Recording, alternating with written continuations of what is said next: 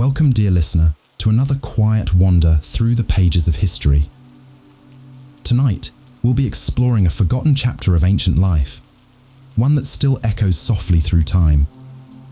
Whether you're settling in with a warm drink or already wrapped in blankets, thank you for letting my voice keep you company tonight.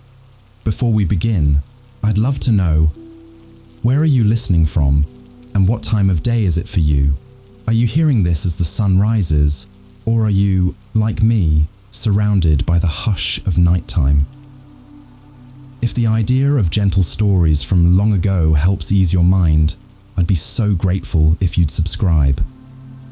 There are many more journeys waiting for us just beyond the veil of sleep. This isn't some fairy tale or Hollywood fantasy. This is the true story of Roxelana, a woman whose very existence shattered every expectation of what was possible in the 16th century Ottoman Empire.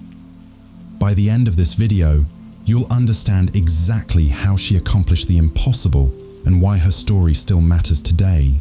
But here's what makes this story absolutely mind-blowing. Roxelana didn't just influence one sultan.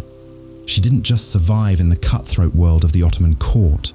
She completely revolutionized how power worked in one of the most powerful empires the world has ever seen.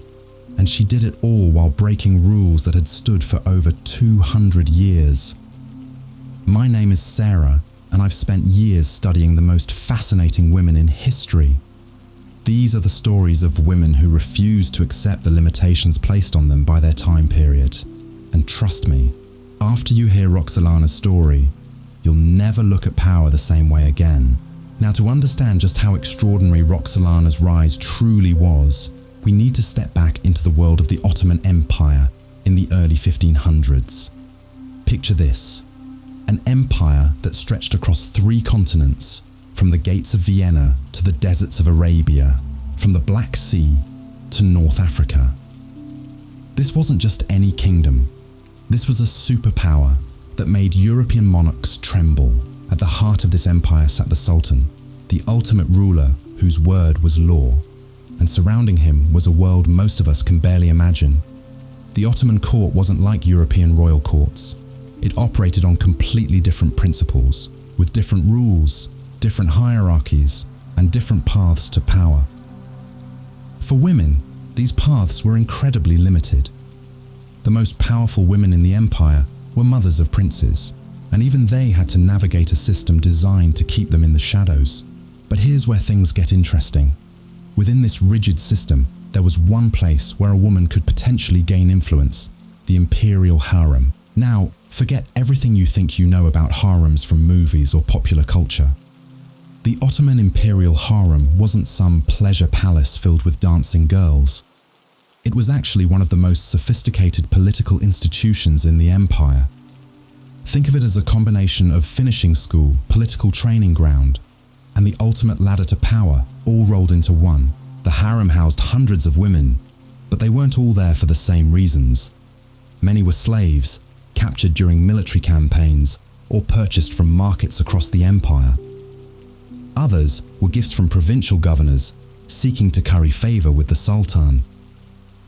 But regardless of how they arrived, once inside those walls, they entered a world with its own rules, its own hierarchy, and its own brutal competition. At the bottom of this hierarchy were the newest arrivals, young women who had to learn everything from scratch. The Ottoman language, Islamic customs, court etiquette, music, poetry, embroidery. They were essentially being transformed from whoever they had been before into potential companions for the most powerful man in the empire. But here's the crucial part. Most of these women would never even meet the Sultan. They would spend their entire lives in the harem, serving those above them in the hierarchy, hoping for a chance that might never come. The few who did catch the Sultan's attention faced even more challenges, because in the Ottoman system, there was one rule that had never been broken. The Sultan could have many consorts, but he could only have one legal wife, and that wife was always a Muslim noblewoman, never a slave. This system had worked for generations. It kept power distributed among different families, prevented any one woman from gaining too much influence, and maintained the delicate balance that held the empire together. The mothers of princes could gain some power, but their influence was always temporary, always dependent on their son's success, and always limited by their status as former slaves. Into this world, sometime around 1520, came a young woman, whose real name we don't even know for certain. History remembers her as Roxelana, though that name itself tells a story. It means the Russian woman, suggesting she came from the lands of Ruthenia, in what is now Ukraine. But her original name, her family, her childhood, all of that was stripped away the moment she was captured and sold into slavery. Imagine being torn from everything you've ever known. Your family, your language, your customs, your very identity, all gone in an instant. You're marched hundreds of miles to a foreign land, sold in a marketplace like a piece of property, and then thrust into a world where you understand nothing and no one. But Roxelana was different. From the very beginning, something set her apart from the other young women who arrived at the imperial harem around the same time. It wasn't just her striking red hair, though that certainly made her memorable in a world where most women had dark features. It wasn't just her intelligence, though she was clearly brilliant. It was something harder to define, something that would only become clear as her story unfolded. The early years in the harem were crucial. This was where futures were made or destroyed, where young women either learned to navigate the complex web of relationships and rivalries, or they disappeared into obscurity forever. Roxelana threw herself into this world with a determination that impressed even her instructors. She mastered Ottoman Turkish with remarkable speed. She learned to read and write, skills that many women of her time, even noble women, never acquired. She studied Islamic law and theology, understanding that knowledge was power in this deeply religious empire. She learned music and poetry, arts that could help her stand out in a crowd of beautiful faces. But most importantly, she learned to observe. She watched how power moved through the harem. She studied the women who had influence and those who didn't. She began to understand that survival in this world required more than just beauty or intelligence. It required strategy. The harem had its own internal politics, as complex and dangerous as any royal court. There were alliances and betrayals, friendships, and bitter rivalries. The older women, those who had been there for years, guarded their positions jealously. They had seen countless young women arrive with dreams of catching the Sultan's eye, only to fade into the background when newer, younger faces appeared. For most of these women, the ultimate goal was simple: gain the Sultan's favor, bear him a son, and hope that son might one day inherit the throne. It was a long shot, but it was the only path to real power available to them. The mothers of princes held special status in the harem. They were given their own apartments, their own servants, their own income. If their son became sultan, they could become the most powerful woman in the empire. But even this path had its limitations. A mother's power was always dependent on her son. If he died young, if he fell out of favor, if another prince proved more capable, she could lose everything overnight. And throughout all of this, she remained what she had always been: a former slave, never able to marry the Sultan, never able to claim the ultimate prize of becoming his legal wife and Empress. This was the world Roxelana entered, and these were the rules she was expected to follow. But as she observed and learned, as she grew more confident in her understanding of how this system worked, she began to see something that others had missed. She began to see not just how things were, but how they could be different. The Sultan at this time was Suleiman, later known to history as Suleiman the Magnificent. He had recently ascended to the throne, young, ambitious, and already showing signs of the greatness that would define his reign. He was expanding the empire, leading military campaigns that struck fear into the hearts of European rulers, and transforming Constantinople into one of the most beautiful cities in the world. When Suleiman first noticed the red-haired woman from Ruthenia, it seemed like just another typical attraction between a sultan and one of his concubines. She was beautiful, intelligent, and charming. She could make him laugh with her wit and engage him in conversation about poetry and philosophy. In a world where the Sultan was surrounded by people who told him only what they thought he wanted to hear, Roxelana offered something different: genuine companionship. But what started as attraction slowly began to transform into something unprecedented in Ottoman history. Suleiman wasn't just drawn to Roxelana physically. He began to value her opinions, to seek her counsel, to include her in conversations about matters of state. This was dangerous territory. Sultans were expected to maintain emotional distance from their concubines, to treat them as interchangeable pleasures rather than true partners. As months turned into years, something even more extraordinary happened. Suleiman began to neglect his other concubines, in a system designed around the principle that the Sultan would father children with multiple women to ensure the succession and maintain balance among different factions. He was focusing his attention on just one woman. The harem began to whisper. The court officials grew concerned. This wasn't how things were supposed to work. A sultan who became too attached to one woman upset the delicate balance that kept the empire stable. But Suleiman seemed oblivious to these concerns, or perhaps he simply didn't care. And Roxelana, she was playing a game no woman had ever dared to play before. She wasn't just trying to bear the Sultan a son and hope for the best. She wasn't content to accept the limitations that had constrained every woman before her. She was systematically, carefully, brilliantly positioning herself for something that everyone believed was impossible. The first sign that something unprecedented was happening came when Roxelana gave birth to her first son, Mehmed, in 1521. In the normal course of events, this should have secured her position as one of the Sultan's favoured concubines, but nothing more. She would raise her son, hope he proved capable, and compete with the other mothers of princes for influence. But Roxelana had different plans. Instead of accepting the traditional role of a prince's mother, she began to consolidate her influence in ways that shocked the Ottoman establishment. She didn't just focus on her son's education and training. She began to involve herself in court politics, to build relationships with powerful officials, to position herself not just as a mother, but as a political force in her own right. This was revolutionary behavior that went against everything the Ottoman court understood about how power worked. But Roxelana wasn't finished. She was just getting started. What made her approach so brilliant was that she understood something fundamental about power that most people miss entirely. Power isn't just about titles or official positions.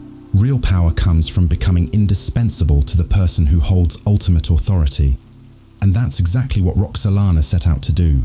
While other concubines focused on their beauty, their charm, their ability to please the Sultan in traditional ways, Roxelana made herself useful in ways no woman had ever attempted before. She began to serve as Suleiman's confidant, his advisor, his closest companion. When he faced difficult decisions about military campaigns, she offered insights. When he dealt with rebellious governors, she provided counsel. When he struggled with the complexities of ruling such a vast empire, she became his sounding board. This wasn't just pillow talk or casual conversation. Roxelana was inserting herself into the actual business of running the Ottoman Empire. And the most shocking part, Suleiman was letting her do it. More than that, he was actively seeking her input. But here's where the story takes an even more dramatic turn. In 1526, something happened that sent shockwaves through the entire Ottoman establishment. Roxelana gave birth to another son, Selim. Under normal circumstances, this would have been cause for celebration. Another prince meant another potential heir, another source of strength for the dynasty. But the reaction from the court was anything but celebratory. You see, by this point Suleyman had been ignoring his other concubines for years. He wasn't just favouring Roxelana, he was treating her like she was his only woman. And now she had given him 2 sons, while other women in the harem remained childless and forgotten. This created a crisis that went to the very heart of how the Ottoman Empire operated. The system depended on balance. Multiple mothers, multiple sons, competition between different factions. It prevented any one family line from gaining too much power and ensured that the strongest, most capable prince would eventually rise to the top. But Suleyman's obsession with Roxelana was destroying that balance. Court officials began to panic. They whispered in corners about the dangerous precedent being set. They worried about what would happen to the empire if the Sultan continued down this path. And then, in 1528, Roxelana did something that proved she wasn't just lucky or beautiful or charming. She did something that demonstrated a level of political sophistication that rivaled the most experienced statesmen in the empire. She gave birth to a 3rd son, Bayezid. 3 sons, 3 potential heirs, all from the same mother. This was unprecedented in Ottoman history. But Roxelana wasn't content with just producing heirs. She was already thinking several moves ahead, already planning for a future that no one else could even imagine. While the court buzzed with concern and confusion, Roxelana quietly began to build what can only be described as a political machine. She cultivated relationships with key officials. She placed allies in crucial positions throughout the palace. She created a network of supporters who owed their advancement to her influence. Most importantly, she began to position herself as more than just the mother of princes.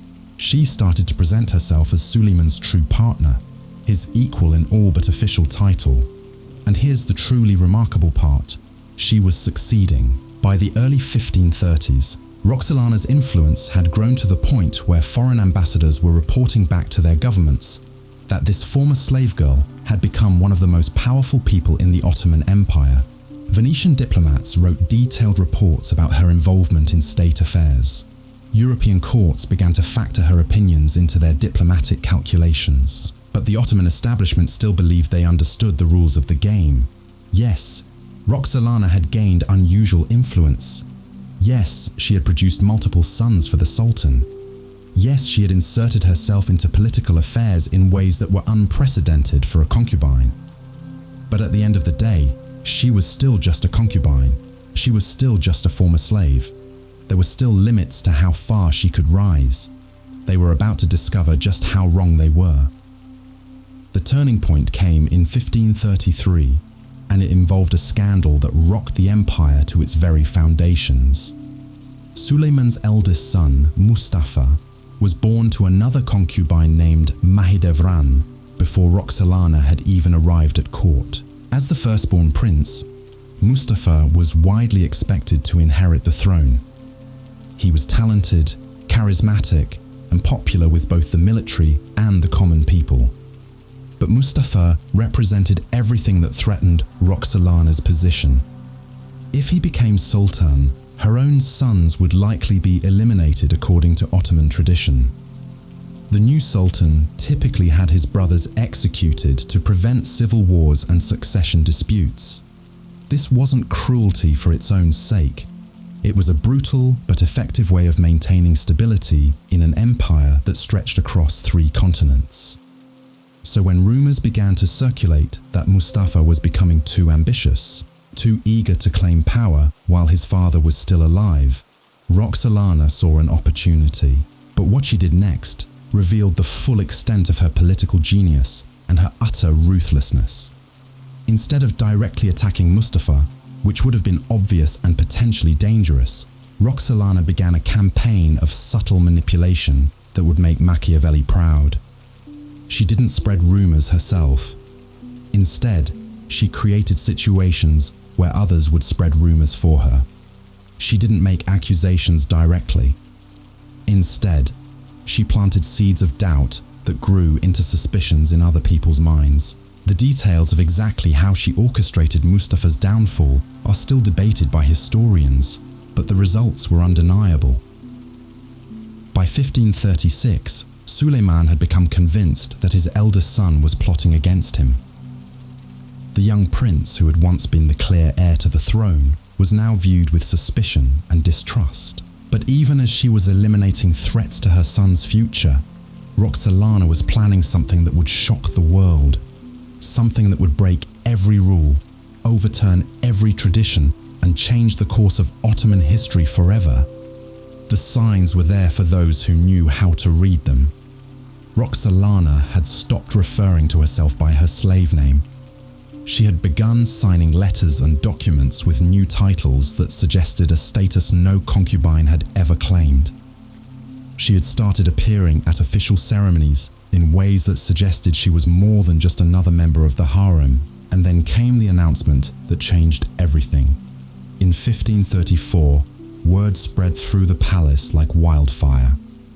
Suleyman the Magnificent, Sultan of the Ottoman Empire, commander of the faithful, shadow of God on earth, had done something that no Ottoman Sultan had ever done before. He had married his concubine, not just any marriage, not a secret ceremony or a private exchange of vows. This was an official, public, legally binding marriage that elevated Roxelana from slave to empress, from concubine to wife, from powerless outsider to the second most powerful person in the empire.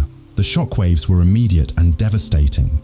Court officials who had spent their entire careers navigating the established rules of Ottoman politics suddenly found themselves in uncharted territory. Foreign diplomats scrambled to understand what this meant for their relationships with the empire. The entire social order that had governed the Ottoman world for centuries had just been turned upside down. But perhaps the most shocked person of all was Mahidevran, the mother of Prince Mustafa. For years, she had been the senior concubine, the mother of the heir apparent, the woman who seemed destined to become the most powerful woman in the empire when her son took the throne. Now, suddenly, she found herself outranked by a woman who had started as a mere slave. The transformation was complete, but Roxelana's story was far from over. In fact, the most dramatic chapters were still to come. Because becoming Empress was just the beginning of what she had planned. Now that she had official status, now that she was legally married to the Sultan, now that she had broken the ultimate barrier that had constrained every woman before her, Roxelana could begin to implement the rest of her vision. And what she did next would prove that her ambitions extended far beyond personal advancement.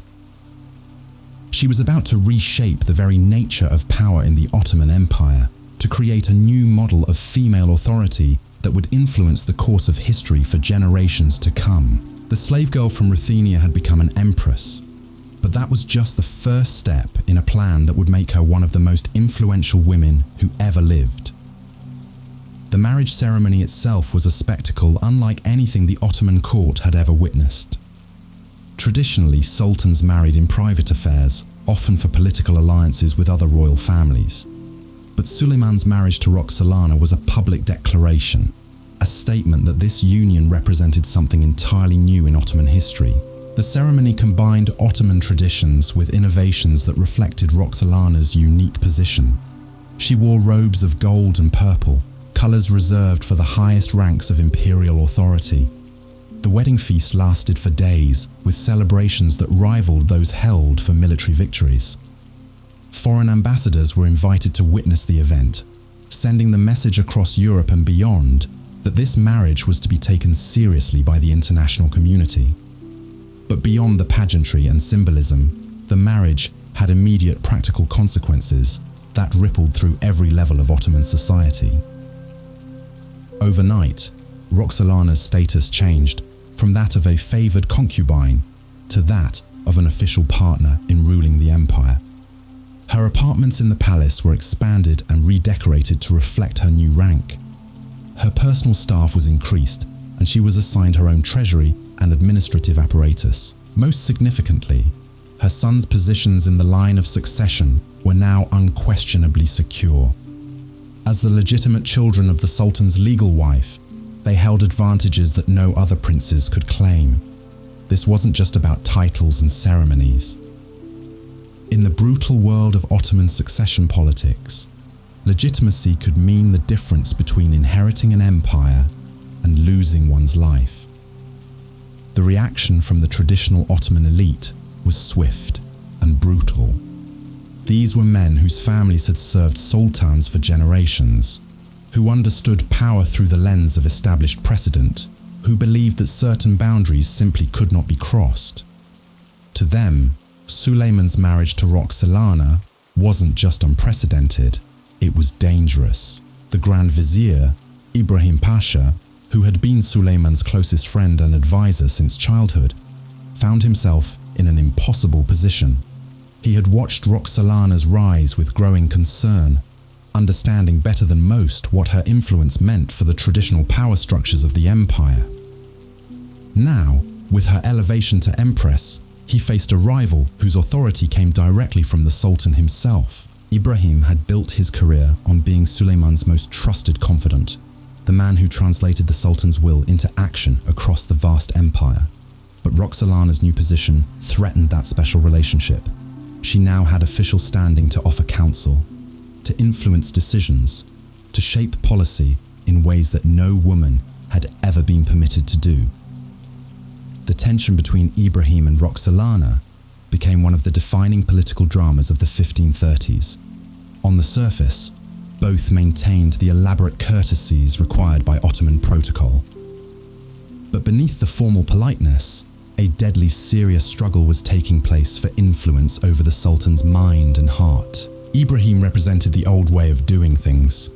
He was a product of the Devshirme system, taken as a child from his Christian family, converted to Islam, and raised to serve the Ottoman state with absolute loyalty. He understood empire through military conquest, administrative efficiency, and the careful balance of competing interests that had made Ottoman rule so successful. Roxelana represented something entirely different. She brought a perspective shaped by her experience as an outsider, someone who had seen the empire's power from the bottom up, rather than from within its established hierarchies. Her approach to problems was often more creative, more willing to break with tradition when tradition seemed inadequate to meet new challenges. The conflict came to a head in 1536 when Ibrahim made a fatal miscalculation. Perhaps believing that his long friendship with Sulayman made his position unassailable, perhaps underestimating Roxelana's political skills, he began to openly question some of her influences on imperial policy. He suggested, not entirely subtly, that a sultan should not allow a woman, even his wife, to interfere in matters of state. What Ibrahim failed to understand was that Roxelana had spent years studying how power really worked in the Ottoman system. She knew that direct confrontation was rarely the most effective approach. Instead of arguing with Ibrahim publicly or complaining to Sulayman about his Grand Vizier's attitudes, she did something far more sophisticated. She began to demonstrate her value in ways that made Ibrahim's criticism seem not just wrong, but dangerous to the empire's interests. When diplomatic correspondence arrived from European courts, she helped Sulayman understand the subtle implications that might escape a purely military mind. When reports came in from distant provinces, she offered insights into local conditions that proved remarkably accurate. When complex trade disputes arose, she suggested solutions that satisfied multiple parties while strengthening Ottoman authority. Slowly, methodically, Roxelana made herself indispensable to the actual work of governing the empire.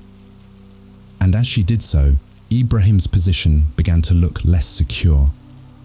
The Grand Vizier, who had once seemed irreplaceable, started to appear like a relic of an earlier era, a man whose understanding of power was too limited for the challenges facing the empire. The end came suddenly. In March 1536, Ibrahim Pasha was found dead in his palace chambers.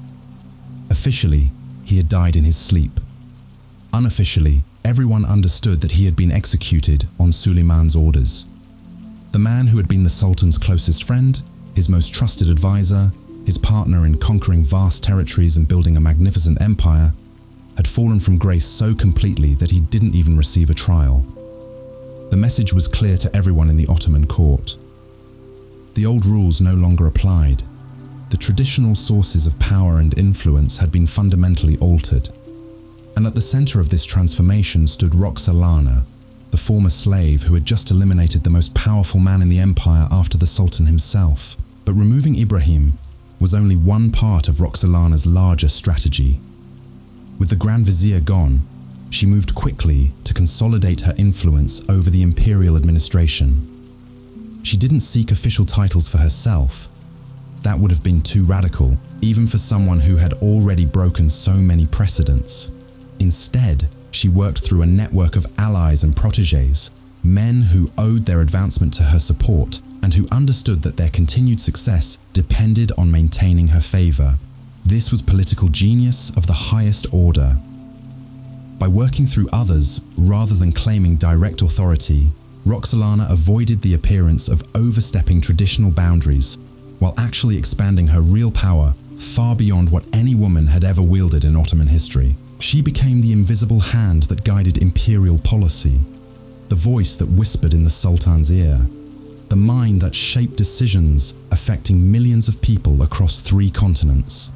Her influence extended into every aspect of imperial governance. When new governors were appointed to distant provinces, her opinion carried weight in the selection process. When trade agreements were negotiated with foreign merchants, her insights helped shape the terms.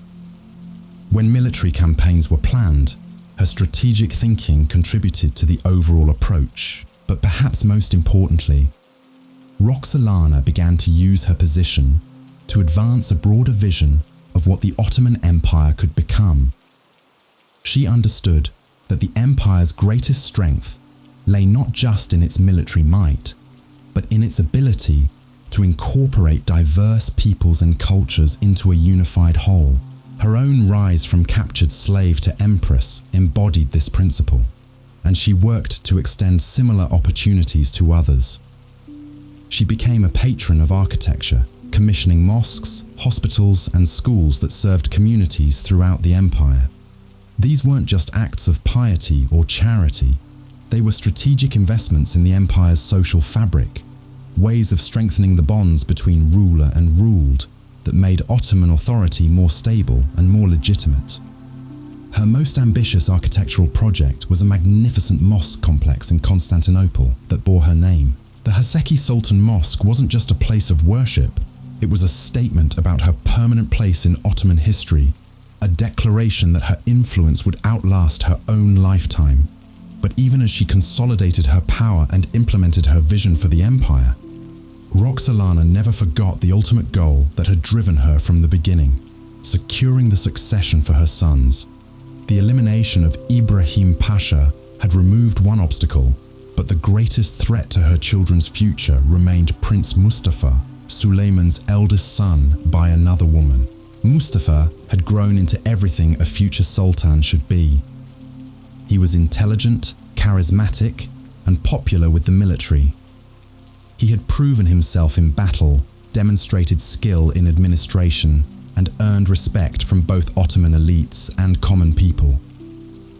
In any normal succession, he would have been the obvious choice to inherit the throne, but these weren't normal circumstances. Mustafa represented not just a threat to Roxelana's sons, but a challenge to everything she had built. If he became sultan, he would likely return to traditional ways of governing, rolling back the innovations and changes that had elevated women's influence in the imperial system. More immediately, Ottoman tradition dictated that when a new sultan took power, he would eliminate potential rivals by having his brothers executed. This wasn't personal cruelty. It was seen as a necessary measure to prevent civil wars that could tear the empire apart. But it meant that if Mustafa inherited the throne, Roxelana's sons would face certain death. So Roxelana began to plan the most dangerous and delicate operation of her career. She needed to eliminate Mustafa without appearing to be behind his downfall. She needed to convince Suleiman that his eldest son posed a threat to imperial stability, and she needed to do it all while maintaining her image as a loyal wife and devoted mother.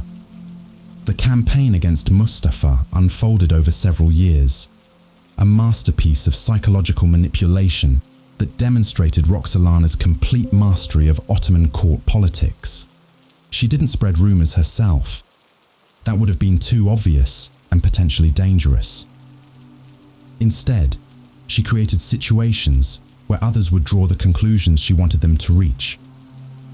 She arranged for certain information to reach Suleyman at particular moments, always through intermediaries who had no apparent connection to her. She ensured that reports of Mustafa's popularity with the military were presented in ways that emphasized potential disloyalty rather than admirable leadership. She helped shape the Sultan's interpretation of his son's actions, turning signs of capability into evidence of dangerous ambition. The psychological pressure on Suleyman must have been enormous. On one hand, he loved his eldest son and had groomed him for leadership. On the other hand, Ottoman history was filled with examples of princes who had rebelled against their fathers, causing devastating civil wars that weakened the empire for generations. Roxelana understood this internal conflict and exploited it with surgical precision. She never directly accused Mustafa of treachery. Instead, she expressed concern for Suleyman's safety, worry about the empire's stability, fear that enemies might try to manipulate the prince's legitimate ambitions for their own purposes. By 1553, the psychological campaign had achieved its desired effect.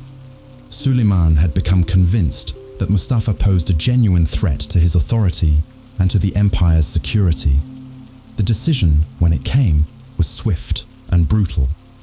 During a military campaign, Suleyman summoned his eldest son to his tent and had him strangled by deaf-mute executioners. The execution of Mustafa sent shockwaves throughout the empire. He had been widely seen as the most capable of Suleyman's sons, the prince most likely to maintain Ottoman greatness into the next generation. His death eliminated the most obvious heir and left the succession wide open. But for Roxelana, Mustafa's elimination was both a triumph and the beginning of a new challenge. With the greatest threat to her sons removed, she now had to ensure that one of them would actually inherit the throne. This meant navigating the complex dynamics between her remaining children and positioning the right son to succeed his father. Her eldest son, Mehmed, had been the obvious choice. He was intelligent, well-educated, and had shown promise in administrative roles. But in 1543, tragedy struck when Mehmed died suddenly, probably from illness. The loss was devastating for Roxelana personally, and created new uncertainty about the succession. This left her with two surviving sons, Selim and Bayezid. Both were capable, but they represented very different approaches to leadership and very different visions for the empire's future. Selim was more traditional in his outlook, focused on maintaining established practices and avoiding unnecessary risks. Bayezid was more innovative, more willing to experiment with new ideas and approaches. Under normal circumstances, the two brothers might have competed for their father's favor in relatively peaceful ways, allowing Suleyman to choose his successor based on demonstrated merit. But the elimination of Mustafa had created a precedent that made such peaceful competition impossible. Both Selim and Bayezid understood that only one of them would survive to become Sultan. The rivalry between Roxelana's surviving sons became the defining political drama of the 1550s. Both brothers built their own networks of supporters, developed their own approaches to key issues, and sought to position themselves as the most worthy heir to their father's throne. Roxelana found herself in an impossible position. As a mother, she loved both sons equally and wanted them both to succeed. As a political strategist, she understood that only one could survive and that her choice would determine not just the empire's future leadership, but the fate of her family line. The competition between Selim and Bayezid played out across the empire, with each brother serving as governor of different provinces and demonstrating their capabilities in real-world situations. Bayezid proved himself an effective military commander and a capable administrator, earning respect from soldiers and civilians alike. Selim showed different strengths, particularly in diplomatic and cultural affairs. But as the rivalry intensified, it became clear that Bayezid was emerging as the more popular choice among many Ottoman elites and military commanders. His energy, charisma, and innovative thinking reminded many people of Suleiman himself in his younger years. If popular support had been the deciding factor, Bayezid might well have been chosen as the next sultan. However, Roxelana understood something that her younger son did not. Popular support could be dangerous as well as beneficial. A prince who was too popular, too independent, too willing to challenge established authority might be seen as a threat even by his own father. The fate of Mustafa served as a constant reminder of what could happen to sons who appeared too ambitious. Selim, by contrast, represented stability and continuity. He was capable without being threatening, competent without being revolutionary.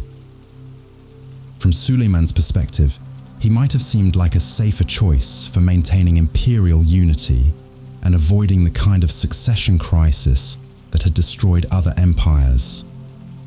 The final confrontation between the two brothers came in 1559, when their rivalry erupted into open civil war.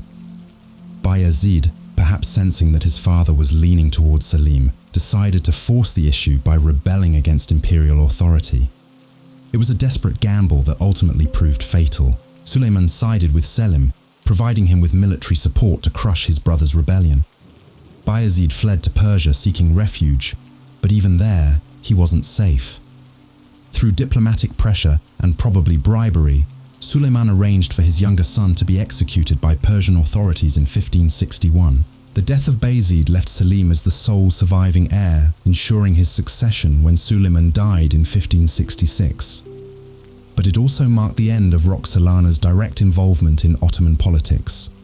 She had died in 1558, just 1 year before the final confrontation between her sons, missing the resolution of the succession crisis that had defined the last decades of her life. Yet even in death, Roxelana's influence continued to shape the empire she had helped transform. The precedents she had established, the changes she had implemented, the new model of female authority she had created, all of these would outlast her own lifetime and continue to influence Ottoman politics for generations to come. Her death marked the end of an era, but it was also the beginning of a new chapter in Ottoman history. The empire that Selim inherited was fundamentally different from the one that had existed when his mother first arrived as a young slave. Power worked differently, women's roles had expanded, and the very nature of imperial authority had been transformed. The transformation wasn't just about one remarkable woman's rise to power. It represented a broader evolution in how the Ottoman Empire understood itself and its place in the world. Roxelana had proven that talent and intelligence could triumph over birth and tradition, that outsiders could become insiders, that the empire's greatest strength lay in its ability to adapt and change. But her story also revealed the costs of such dramatic transformation. The elimination of Mustafa and Bayezid, the destruction of Ibrahim Pasha, the upheaval of traditional power structures, all of these came with human consequences that were both tragic and profound. Looking back at Roxelana's extraordinary journey, it becomes clear that her impact extended far beyond the immediate political changes she engineered. The woman who had arrived as a nameless slave had fundamentally altered the DNA of one of history's most powerful empires. But understanding the full scope of her legacy requires examining not just what she accomplished, but how she accomplished it, and what it meant for the countless people whose lives were touched by her influence. The Ottoman Empire that emerged from Roxelana's era was a dramatically different entity from the one she had entered decades earlier. The rigid hierarchies that had once seemed unbreakable had been proven flexible. The assumption that certain positions of power were permanently closed to certain types of people had been shattered. The very concept of who could wield influence and how they could use it had been revolutionized. Consider the ripple effects of her architectural patronage alone. When Roxelana commissioned the construction of mosques, hospitals and schools throughout the empire, she wasn't just engaging in charitable work or religious devotion. She was creating a physical legacy that would serve communities for centuries, while simultaneously establishing a model for how powerful women could use their resources to shape society. Her Haseki Sultan Mosque in Constantinople became more than just a place of worship. It served as a symbol of female authority, a reminder to future generations that women could leave permanent marks on the empire's landscape. The hospital she built provided medical care to thousands of people who might otherwise have gone without treatment. The schools she funded educated children whose families could never have afforded such opportunities. But perhaps more significantly, these projects established precedents that other powerful women would follow. Roxelana had created a template for how female influence could be channeled into lasting social benefits. The wives and mothers of future sultans would look to her example when seeking ways to use their positions for public good. The diplomatic sphere also felt Roxelana's lasting influence. Her correspondence with foreign rulers had broken new ground in international relations. When she exchanged letters with Catherine de' Medici of France, or engaged in diplomatic communications with Polish nobles, she was establishing the principle that Ottoman women could serve as legitimate representatives of imperial authority in dealings with other powers. These weren't casual social exchanges between royal ladies. Roxelana's letters dealt with matters of trade, military alliances, and territorial disputes. European courts began to understand that ignoring the Ottoman Empress meant potentially missing crucial information about imperial policy and decision-making. Her diplomatic activities also created new channels of communication that proved valuable during times of crisis. When military conflicts arose between the Ottoman Empire and European powers, the relationships Roxelana had built provided alternative paths for negotiation and conflict resolution.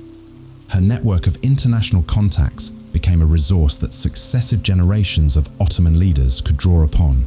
The transformation of the imperial harem itself represented another crucial aspect of Roxelana's legacy. The institution she had encountered as a young woman had been primarily focused on producing heirs and providing companionship for the Sultan. Under her influence, it evolved into something resembling a center of political education and cultural refinement. Women entering the harem during and after Roxelana's era found expanded opportunities for intellectual development. The emphasis on literacy, language skills, and cultural knowledge that she had promoted created a generation of remarkably educated women who could contribute meaningfully to imperial governance, even if they never achieved her level of direct political influence. The harem's role as a training ground for future administrators and diplomats became more pronounced. Young women learned not just traditional feminine arts, but also statecraft, economics, and international relations. Some would go on to serve as advisors to provincial governors. Others would manage vast estates and commercial enterprises. Still, others would serve as informal ambassadors, using their cultural connections to facilitate trade and diplomatic relations. This evolution had profound implications for Ottoman society as a whole. When educated, capable women were given meaningful roles in governance and administration. The empire gained access to a vast reservoir of human talent that had previously been underutilized. The economic and administrative benefits of this change would compound over generations. The legal precedents established by Roxelana's marriage also created new possibilities for future generations of Ottoman women. While few would achieve her level of influence, the principle that a sultan could legally marry a woman regardless of her origins opened doors that had previously been sealed shut. Subsequent sultans would occasionally follow Suleiman's example, elevating favored concubines to the status of legal wives. While none of these women would match Roxelana's political achievements, their elevated status provided them with security and influence that would have been impossible under the old system. More broadly, Roxelana's rise demonstrated that social mobility within the Ottoman system was more flexible than many had assumed. Her transformation from slave to empress provided inspiration and practical proof that dramatic advancement was possible for those with sufficient intelligence, determination, and strategic thinking. This message resonated throughout Ottoman society, encouraging ambition and innovation among people who might otherwise have accepted limited prospects. The empire's famous meritocratic tendencies, which had always existed to some degree, became more pronounced as Roxelana's example showed just how far talent could take someone regardless of their origins. The cultural impact of her story extended even beyond the Ottoman Empire's borders. European observers who had initially dismissed her as merely another royal mistress gradually came to understand that they were witnessing something unprecedented in the history of female power. Her story became a subject of fascination in courts across Europe, inspiring both admiration and concern. Some European noblewomen looked to Roxelana's example as proof that women could wield significant political influence when given the opportunity. They began to push for expanded roles in their own societies, citing the Ottoman Empress as evidence that female governance could be both effective and beneficial. Others, particularly male courtiers and administrators, viewed her rise with alarm. If a former slave could achieve such power in the Ottoman system, what did that suggest about the stability of traditional hierarchies elsewhere? Roxelana's success forced European elites to confront uncomfortable questions about their own assumptions regarding gender, class, and political authority. The religious dimensions of her influence also had lasting consequences. As a Christian who had converted to Islam, Roxelana embodied the Ottoman Empire's complex relationship with religious diversity. Her success demonstrated that conversion could lead to full integration into Ottoman society, even at its highest levels. This example encouraged other converts to pursue advancement within the imperial system. It also reinforced the empire's appeal to talented individuals from diverse backgrounds who might find opportunities in Ottoman service that were unavailable in their societies of origin. At the same time, Roxelana's patronage of Islamic institutions and her visible piety helped legitimize her authority among traditional Muslims who might otherwise have questioned the appropriateness of such extensive female influence. By demonstrating her commitment to Islamic values and practices, she made her political activities more acceptable to conservative elements within Ottoman society. The educational initiatives she supported also had far-reaching effects. The schools she funded didn't just serve immediate communities. They became models for educational institutions throughout the empire. Her emphasis on combining traditional Islamic learning with practical skills created a template that influenced Ottoman educational policy for generations. Students who benefited from these educational opportunities went on to serve in various capacities throughout the empire. Some became religious scholars and judges. Others pursued careers in trade and commerce. Still others entered imperial service as administrators and diplomats. The network of educated individuals created by Roxelana's educational patronage contributed to the empire's administrative capacity and cultural vitality for decades after her death. The economic implications of her influence were equally significant. Roxelana's involvement in trade policy and commercial regulation helped shape an economic environment that encouraged entrepreneurship and innovation. Her understanding of international markets and trade relationships contributed to policies that strengthened the Ottoman economy during a crucial period of global expansion.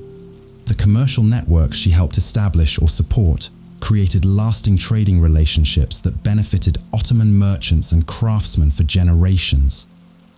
Her diplomatic correspondence often dealt with trade disputes and commercial agreements, and her insights helped resolve conflicts that might otherwise have disrupted profitable economic relationships. The workshops and manufacturing facilities that operated under her patronage also established precedents for female involvement in economic activities.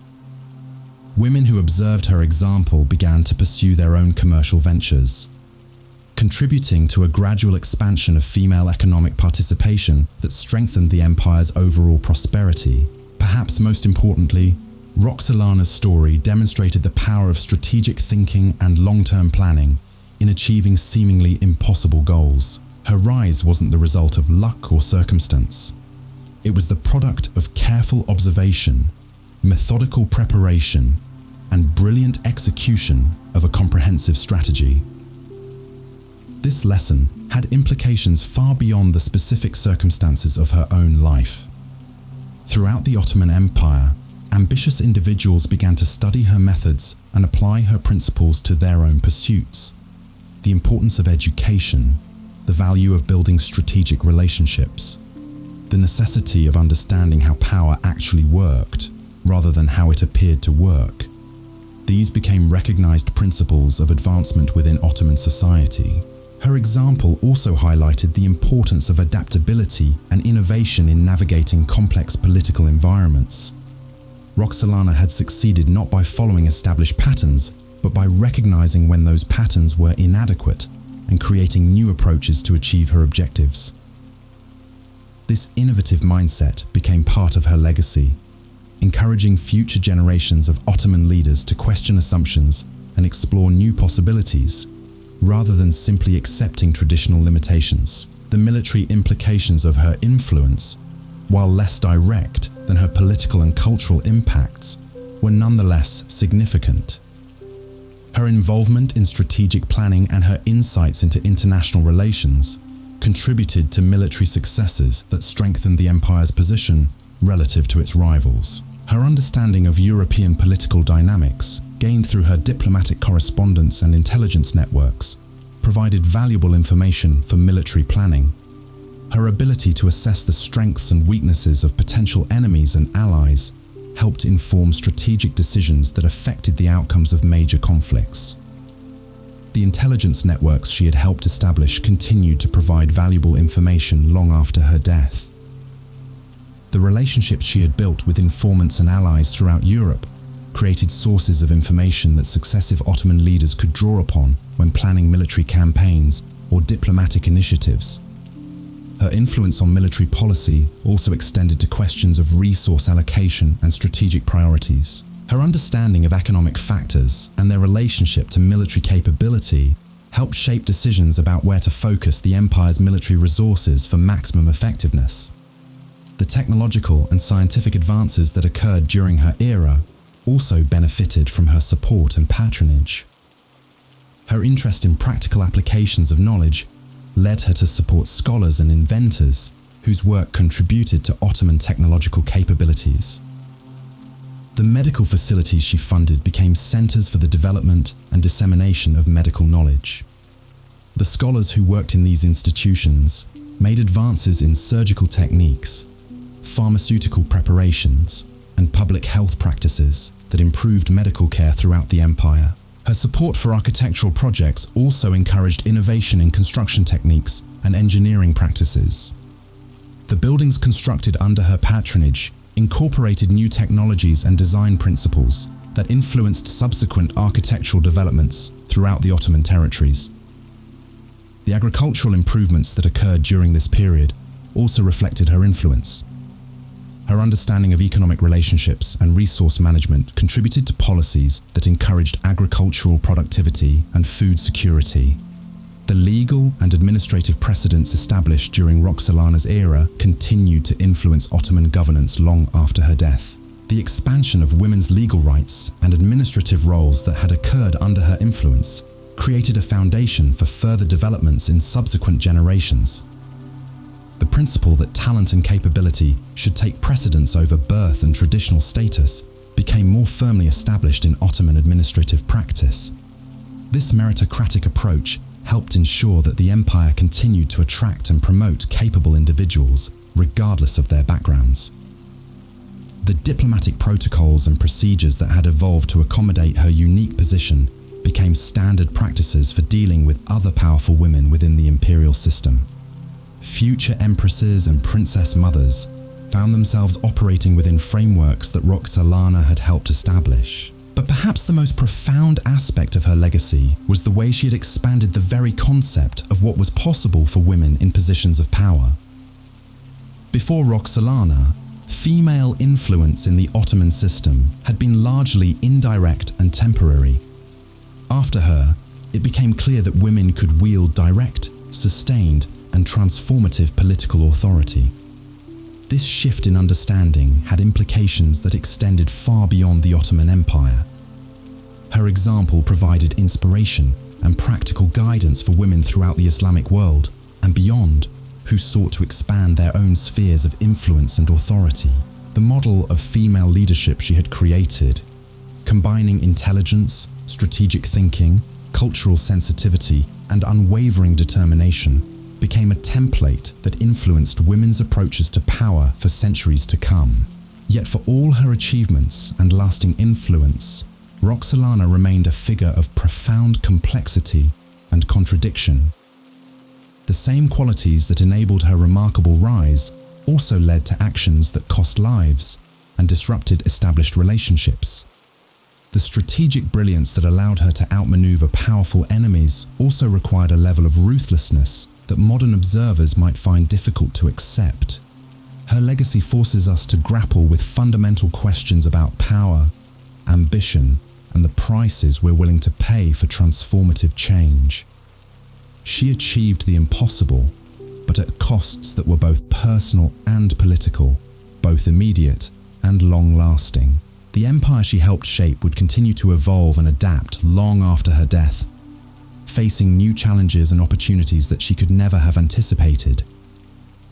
But the principles she had established, the importance of merit over birth, the value of strategic thinking, the power of education and cultural development, would continue to influence Ottoman approaches to these challenges.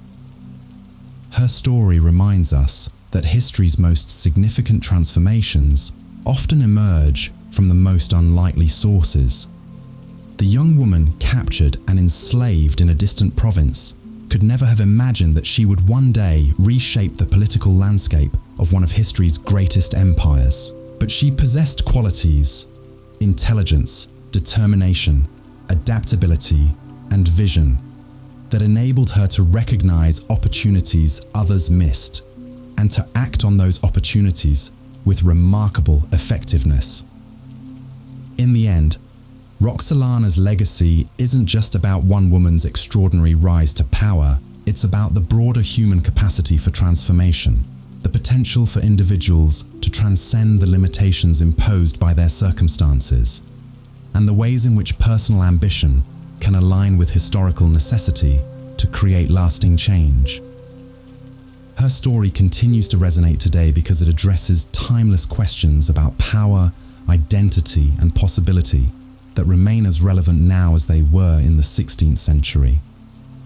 She showed us what can happen when exceptional individuals refuse to accept the limitations others try to impose on them. The slave who became an empress, the outsider who transformed an empire, the woman who rewrote the rules of power itself. Roxelana's story stands as testament to the extraordinary potential that lies within ordinary circumstances, waiting for the right combination of opportunity, preparation, and courage to transform the world. The transformation Roxelana had achieved was extraordinary, but it came with consequences that would echo through Ottoman history for generations. By the time of her death in 1558, she had fundamentally altered not just her own position, but the entire structure of how power operated within the empire. The ripple effects of her innovations would touch every aspect of Ottoman society, from the highest levels of government to the daily lives of ordinary citizens across 3 continents. Her death itself marked a crucial turning point. For decades, she had been the invisible hand guiding imperial policy, the voice that shaped Suleiman's decisions, the strategic mind that had eliminated threats and consolidated power. With her gone, the empire faced a period of adjustment as various factions sought to fill the vacuum her absence had created.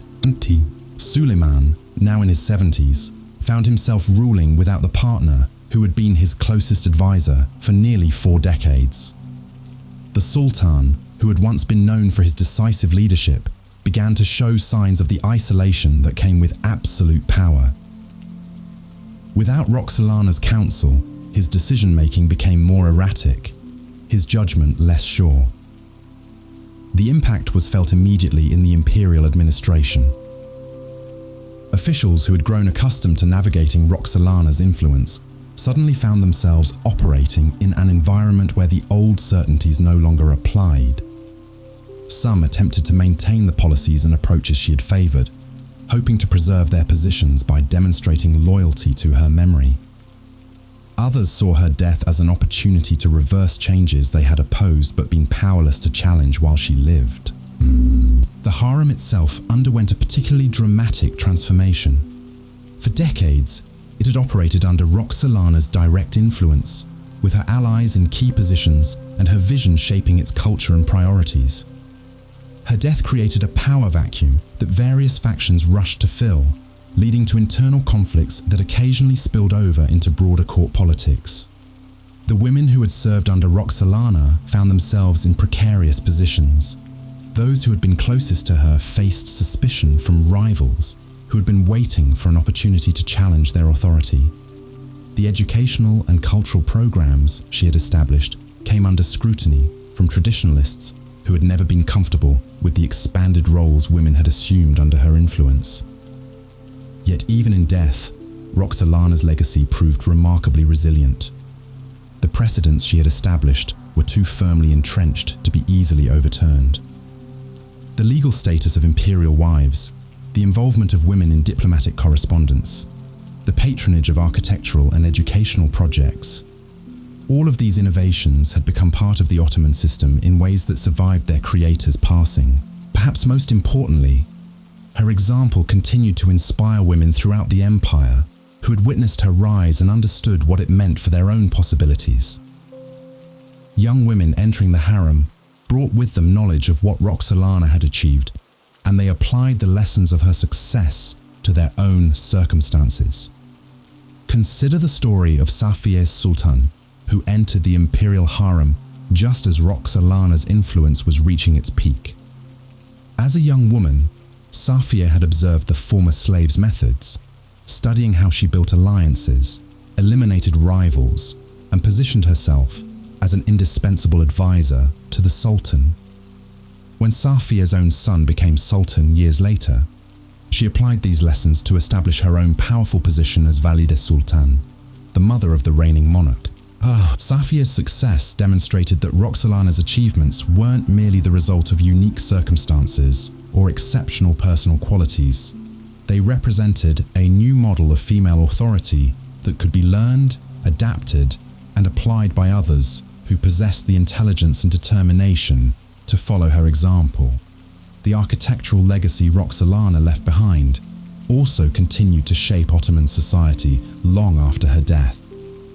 Her mosque complex in Constantinople became a pilgrimage site for women seeking inspiration and guidance. The hospitals she had built continued to provide medical care, while the schools she had funded educated thousands of children who might otherwise have remained illiterate. But perhaps more significantly, these buildings served as permanent reminders of what a woman could accomplish when given the opportunity and resources to pursue her vision. They challenged assumptions about female capability and authority in ways that no amount of theoretical argument could match.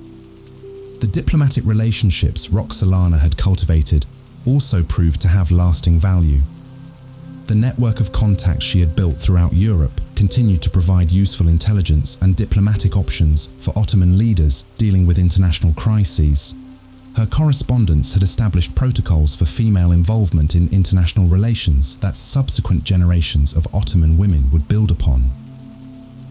The economic policies she had influenced created lasting changes in how the empire approached trade and commercial development. The emphasis on supporting local industries, encouraging technological innovation, and maintaining positive relationships with international trading partners became established features of Ottoman economic strategy. These policies contributed to a period of sustained prosperity that helped fund the empire's continued expansion and cultural development. The workshops and manufacturing facilities that had operated under her patronage became models for similar enterprises throughout Ottoman territories.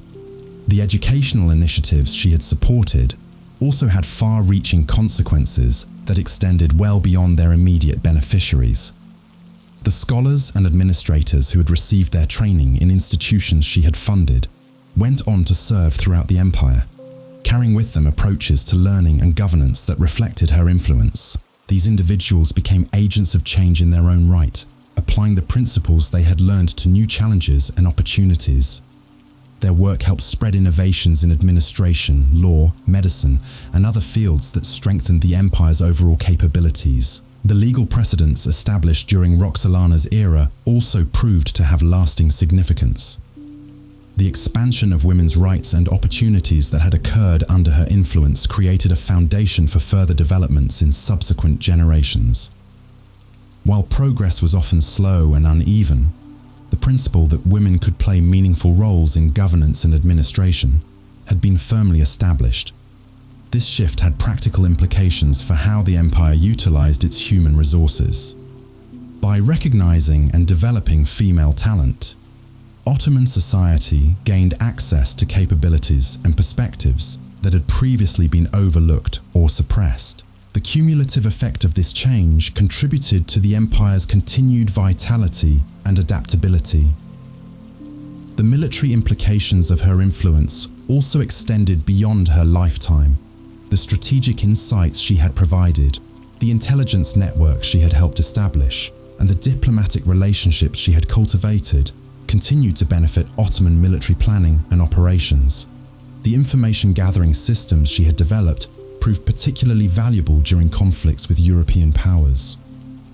The contacts she had made throughout European courts provided ongoing sources of intelligence about enemy capabilities and intentions. Her understanding of economic factors and their relationship to military strength also influenced how the empire allocated resources for defense and expansion.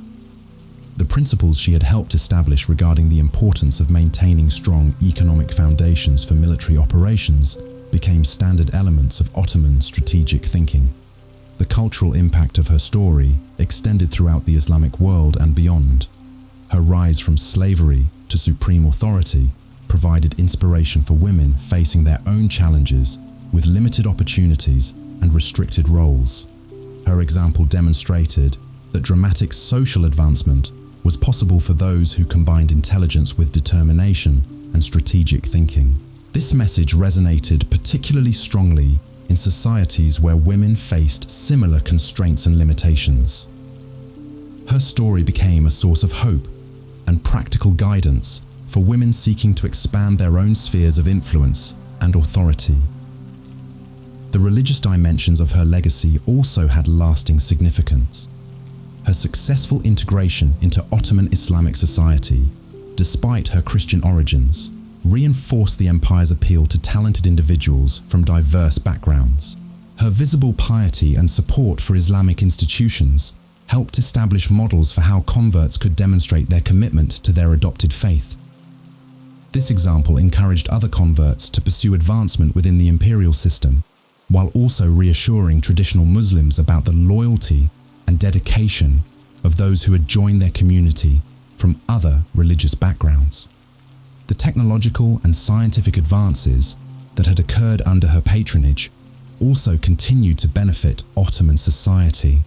The medical knowledge developed in institutions she had funded spread throughout the empire, improving healthcare and extending life expectancy for thousands of people. The architectural innovations pioneered in her building projects influenced construction techniques and design principles that were applied to subsequent projects throughout Ottoman territories. These advances contributed to the empire's reputation for architectural excellence and engineering sophistication.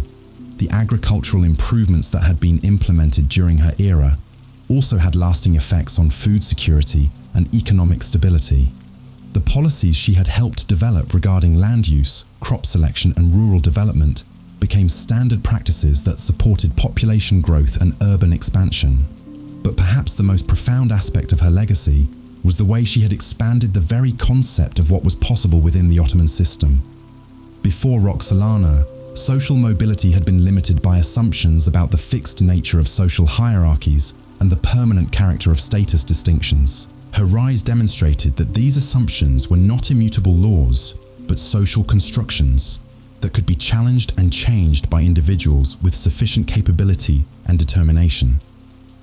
This revelation had implications that extended far beyond questions of female authority to encompass broader issues of merit, opportunity, and social justice.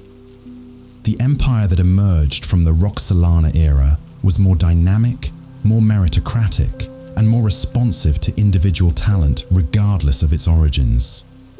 These qualities contributed to Ottoman resilience and adaptability in the face of changing circumstances and new challenges. The administrative reforms that had been implemented under her influence created more efficient and effective governance structures.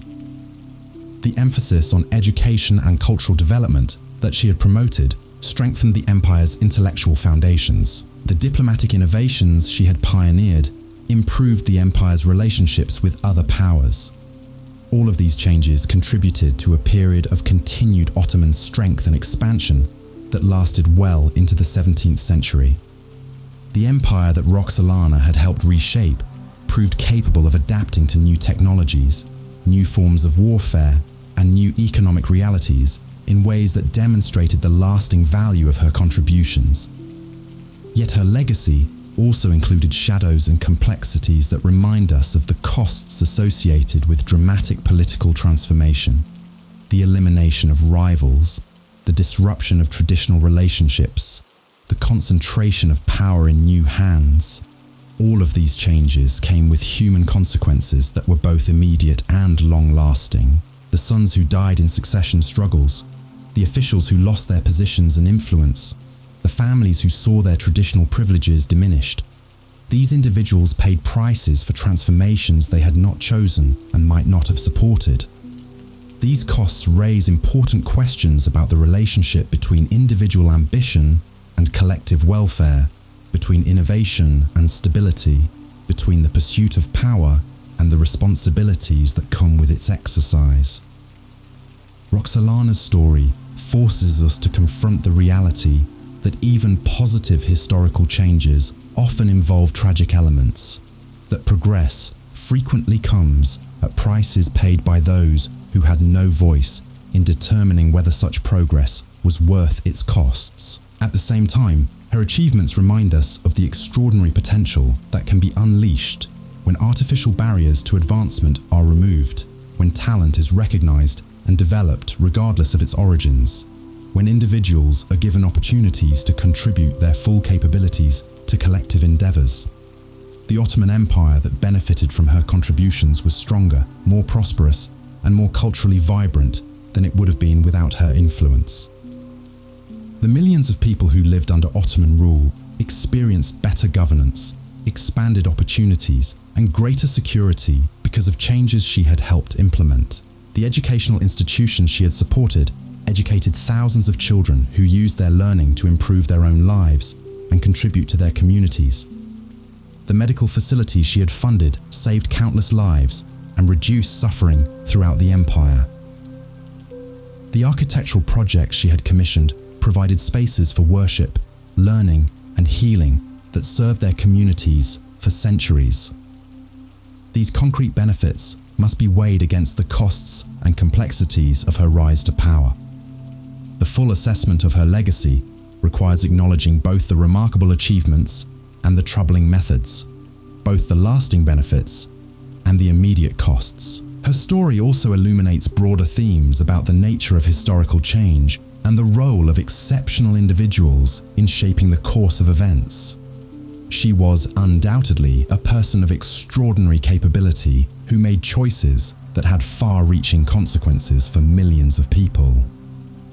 Yet, her success also depended on circumstances beyond her control, on opportunities that arose from the particular configuration of political, social, and economic forces that characterized her era.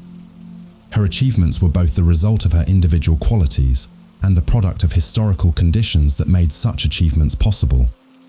This interplay between individual agency and historical circumstance is one of the most fascinating aspects of her story. She succeeded because she possessed remarkable qualities, but also because she lived at a time and in a place where those qualities could be applied effectively to achieve transformative results.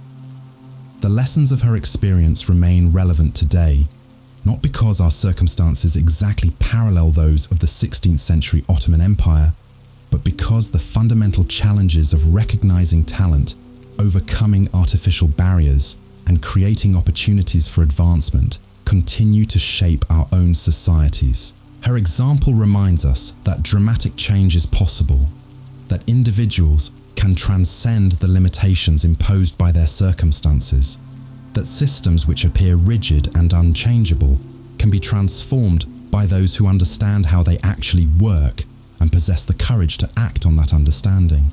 The slave who became an empress, the outsider who transformed an empire, the woman who rewrote the rules of power itself. Roxelana's story continues to inspire because it demonstrates the extraordinary potential that lies within ordinary circumstances, waiting for the right combination of opportunity, preparation, and determination to change the world.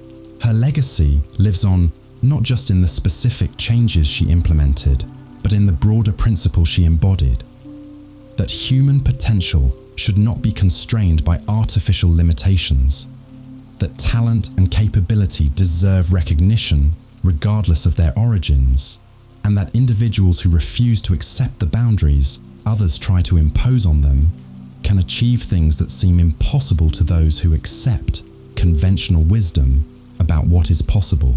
As we consider her remarkable journey from captivity to supreme authority, we are reminded that history's most significant transformations often emerge from the most unexpected sources, carried out by individuals who possess the vision to see beyond present circumstances and the determination to act on that vision despite overwhelming obstacles. The woman who changed an empire continues to challenge us to examine our own assumptions about power, possibility, and the untapped potential that exists within every society, waiting for the right circumstances and the right individuals to unlock its transformative power. In understanding the full scope of Roxelana's transformation of the Ottoman Empire, we must examine how her influence extended into the most intimate aspects of imperial governance. After her death, the systems she had created continued to operate, but they began to evolve in ways that revealed both the strength and the fragility of the changes she had implemented. The succession crisis that had consumed the final years of her life ultimately resolved in favor of her son Selim, but his ascension to the throne in 1566 brought with it new challenges that tested every aspect of the political framework she had constructed. Selim II, known to history as Selim the Sot due to his fondness for wine, represented a very different type of leader than his father Suleiman had been. Where Suleiman had been a hands-on ruler who personally led military campaigns and involved himself in the details of administration, Selim preferred to delegate authority while focusing on cultural and artistic pursuits. This shift in leadership style created opportunities for the networks Roxelana had established to demonstrate their resilience and adaptability. The most immediate beneficiary of this new dynamic was Selim's mother-in-law, a woman named Nurbanu Sultan, who had studied Roxelana's methods carefully and applied them to her own rise within the imperial hierarchy. Nurbanu had entered the harem as a young woman during Roxelana's peak years of influence, and she had observed firsthand how the former slave had built her power base. When Selim became Sultan, Nurbanu found herself positioned to wield influence through her daughter, who was now the Sultan's wife, and through her grandson, who would eventually inherit the throne.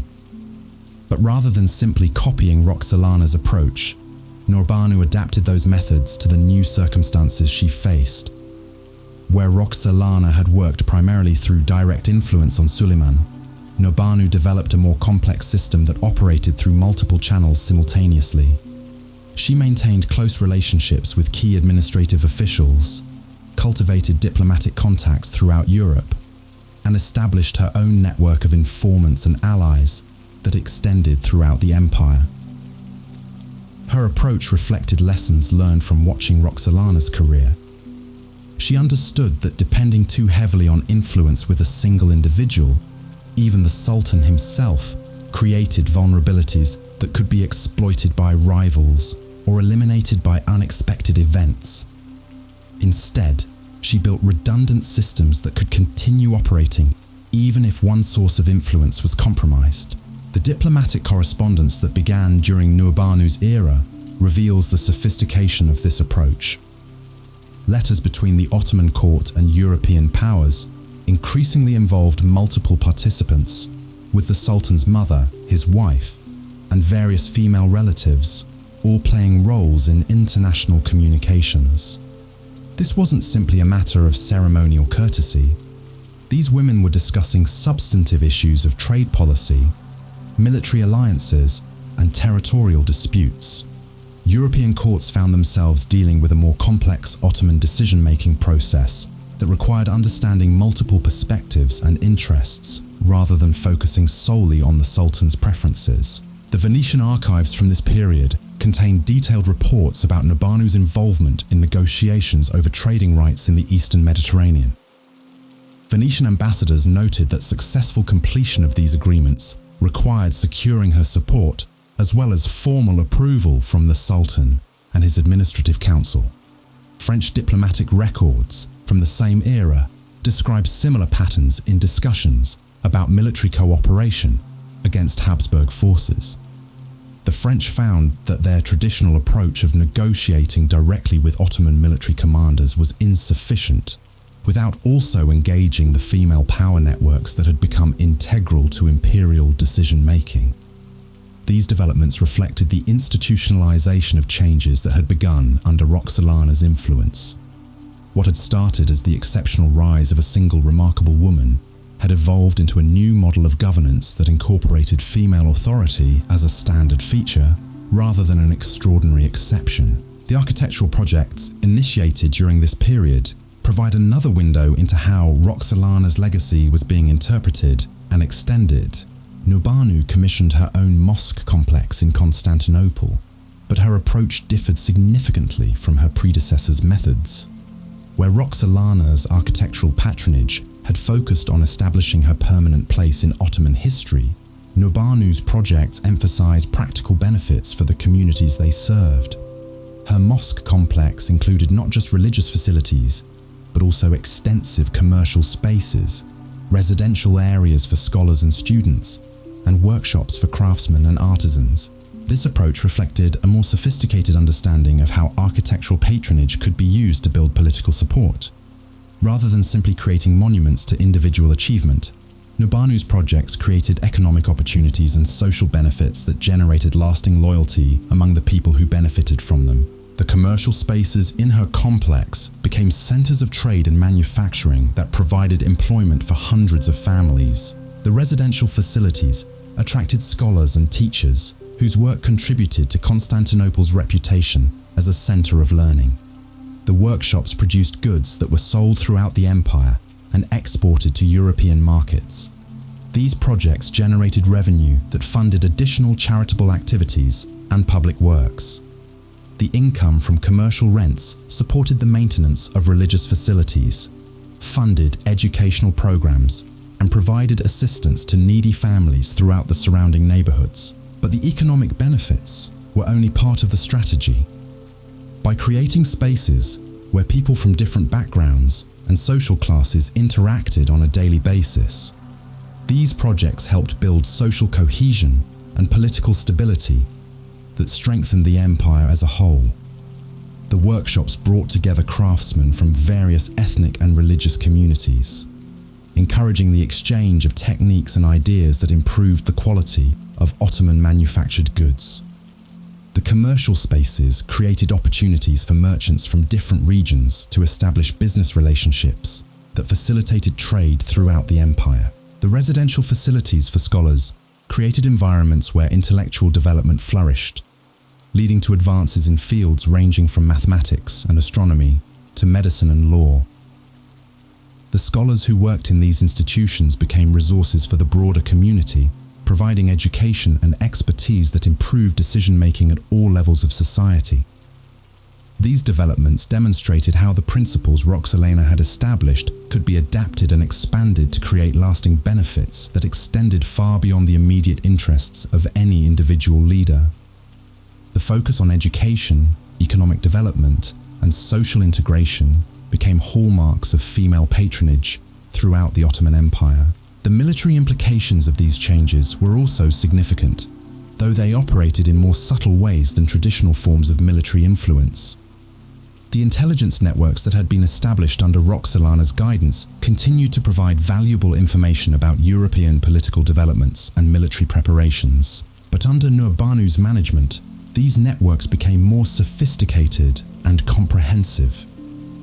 Rather than relying primarily on formal diplomatic channels, they incorporated information from merchants, pilgrims, students, and other travelers who moved freely between Ottoman and European territories.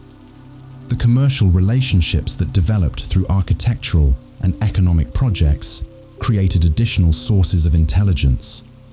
Merchants who traded in both Ottoman and European markets provided regular updates about economic conditions, political developments, and military activities that might affect Ottoman interests. The scholarly exchanges that took place in educational institutions funded by female patronage also generated valuable intelligence. European students who came to study in Ottoman institutions and Ottoman scholars who traveled to European universities created informal networks of communication that supplemented official diplomatic channels. This expanded intelligence capability proved particularly valuable during the naval conflicts that dominated Mediterranean politics during the late 16th century. The detailed information available about European naval preparations, ship movements, and strategic planning gave Ottoman commanders significant advantages in planning their own operations. The Battle of Lepanto in 1571, despite resulting in Ottoman defeat, demonstrated both the value and the limitations of these intelligence systems. Ottoman commanders had excellent information about the composition and capabilities of the European fleet they faced, but they lacked adequate intelligence about new tactical approaches their enemies had developed. This experience led to innovations in how intelligence was gathered and analyzed. Rather than simply collecting information, Ottoman intelligence networks began to focus more heavily on understanding the implications of the information they gathered and developing strategic responses to emerging threats and opportunities. The educational initiatives that had been established under Roxelana's influence also evolved in response to changing military and political requirements. The curricula in schools funded by female patronage began to include more emphasis on practical subjects like engineering, navigation, and languages that were useful for military and diplomatic purposes. These educational reforms produced a generation of Ottoman administrators and military officers who were better prepared to deal with the technological and strategic challenges facing the empire. They understood European languages and customs, possessed technical skills that were increasingly important for military success, and had been trained to think analytically about complex problems. The legal and administrative systems of the empire also continued to evolve in ways that reflected Roxelana's influence. The precedents established during her era regarding female involvement in legal proceedings and administrative decisions became more formalized and systematic. Women throughout the empire began to play more active roles in managing family property, resolving business disputes, and participating in community decision-making. These changes didn't happen overnight, and they weren't uniform across all regions and social classes, but they represented a significant shift in how Ottoman society understood women's capabilities and appropriate roles.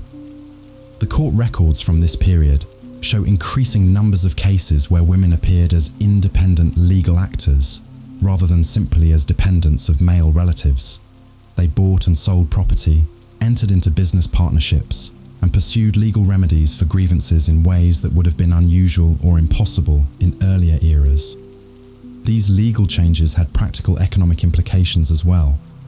When women could participate more freely in economic activities, families had access to additional sources of income and expertise. The cumulative effect of these changes contributed to increased prosperity and economic dynamization throughout Ottoman territories. The diplomatic protocols that had been established during Roxelana's era also became more systematic and sophisticated. European courts developed standard procedures for communicating with Ottoman women who held positions of authority, and these procedures became part of the regular diplomatic process. The correspondence from this period reveals increasingly complex negotiations that involve multiple parties on both sides. European ambassadors found themselves managing relationships with not just the Sultan and his administrative officials, but also with various women who could influence imperial decision-making. This complexity sometimes created challenges for European diplomats who were accustomed to more straightforward hierarchical relationships. But it also created opportunities for more nuanced and flexible diplomatic solutions to difficult problems. The trade agreements negotiated during this period often included provisions that reflected the interests and concerns of female power networks within the Ottoman system.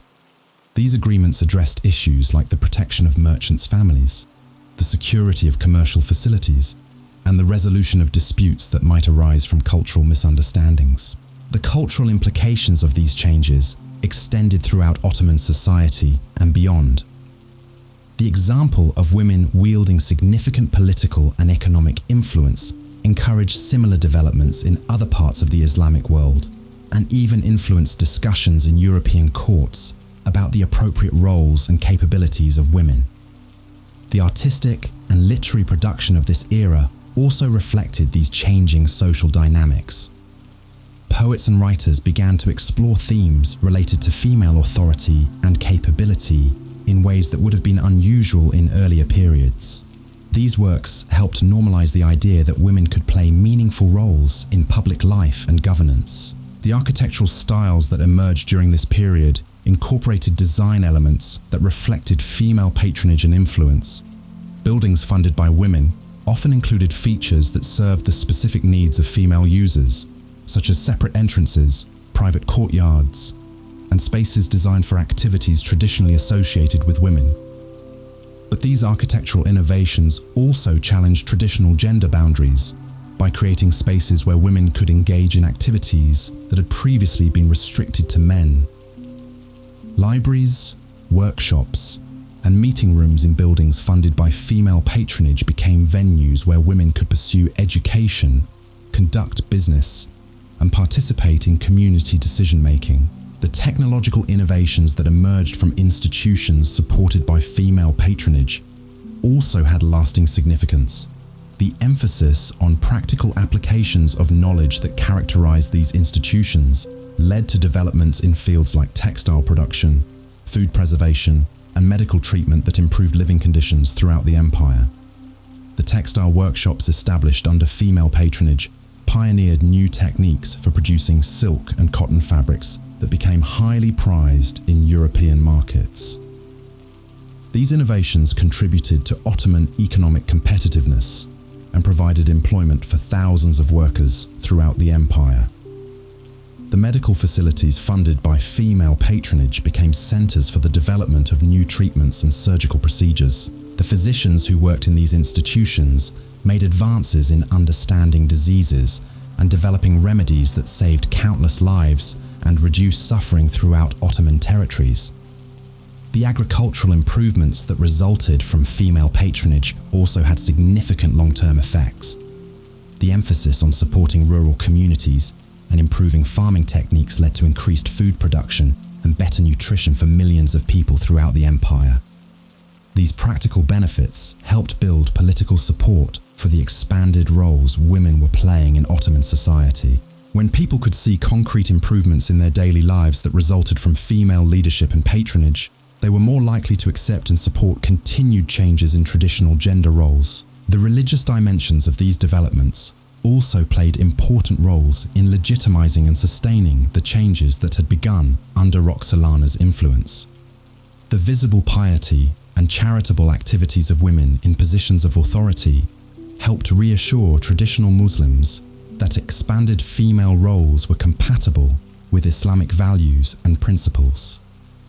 The scholarly work that took place in educational institutions funded by female patronage contributed to theological discussions about the appropriate roles of women in Islamic society.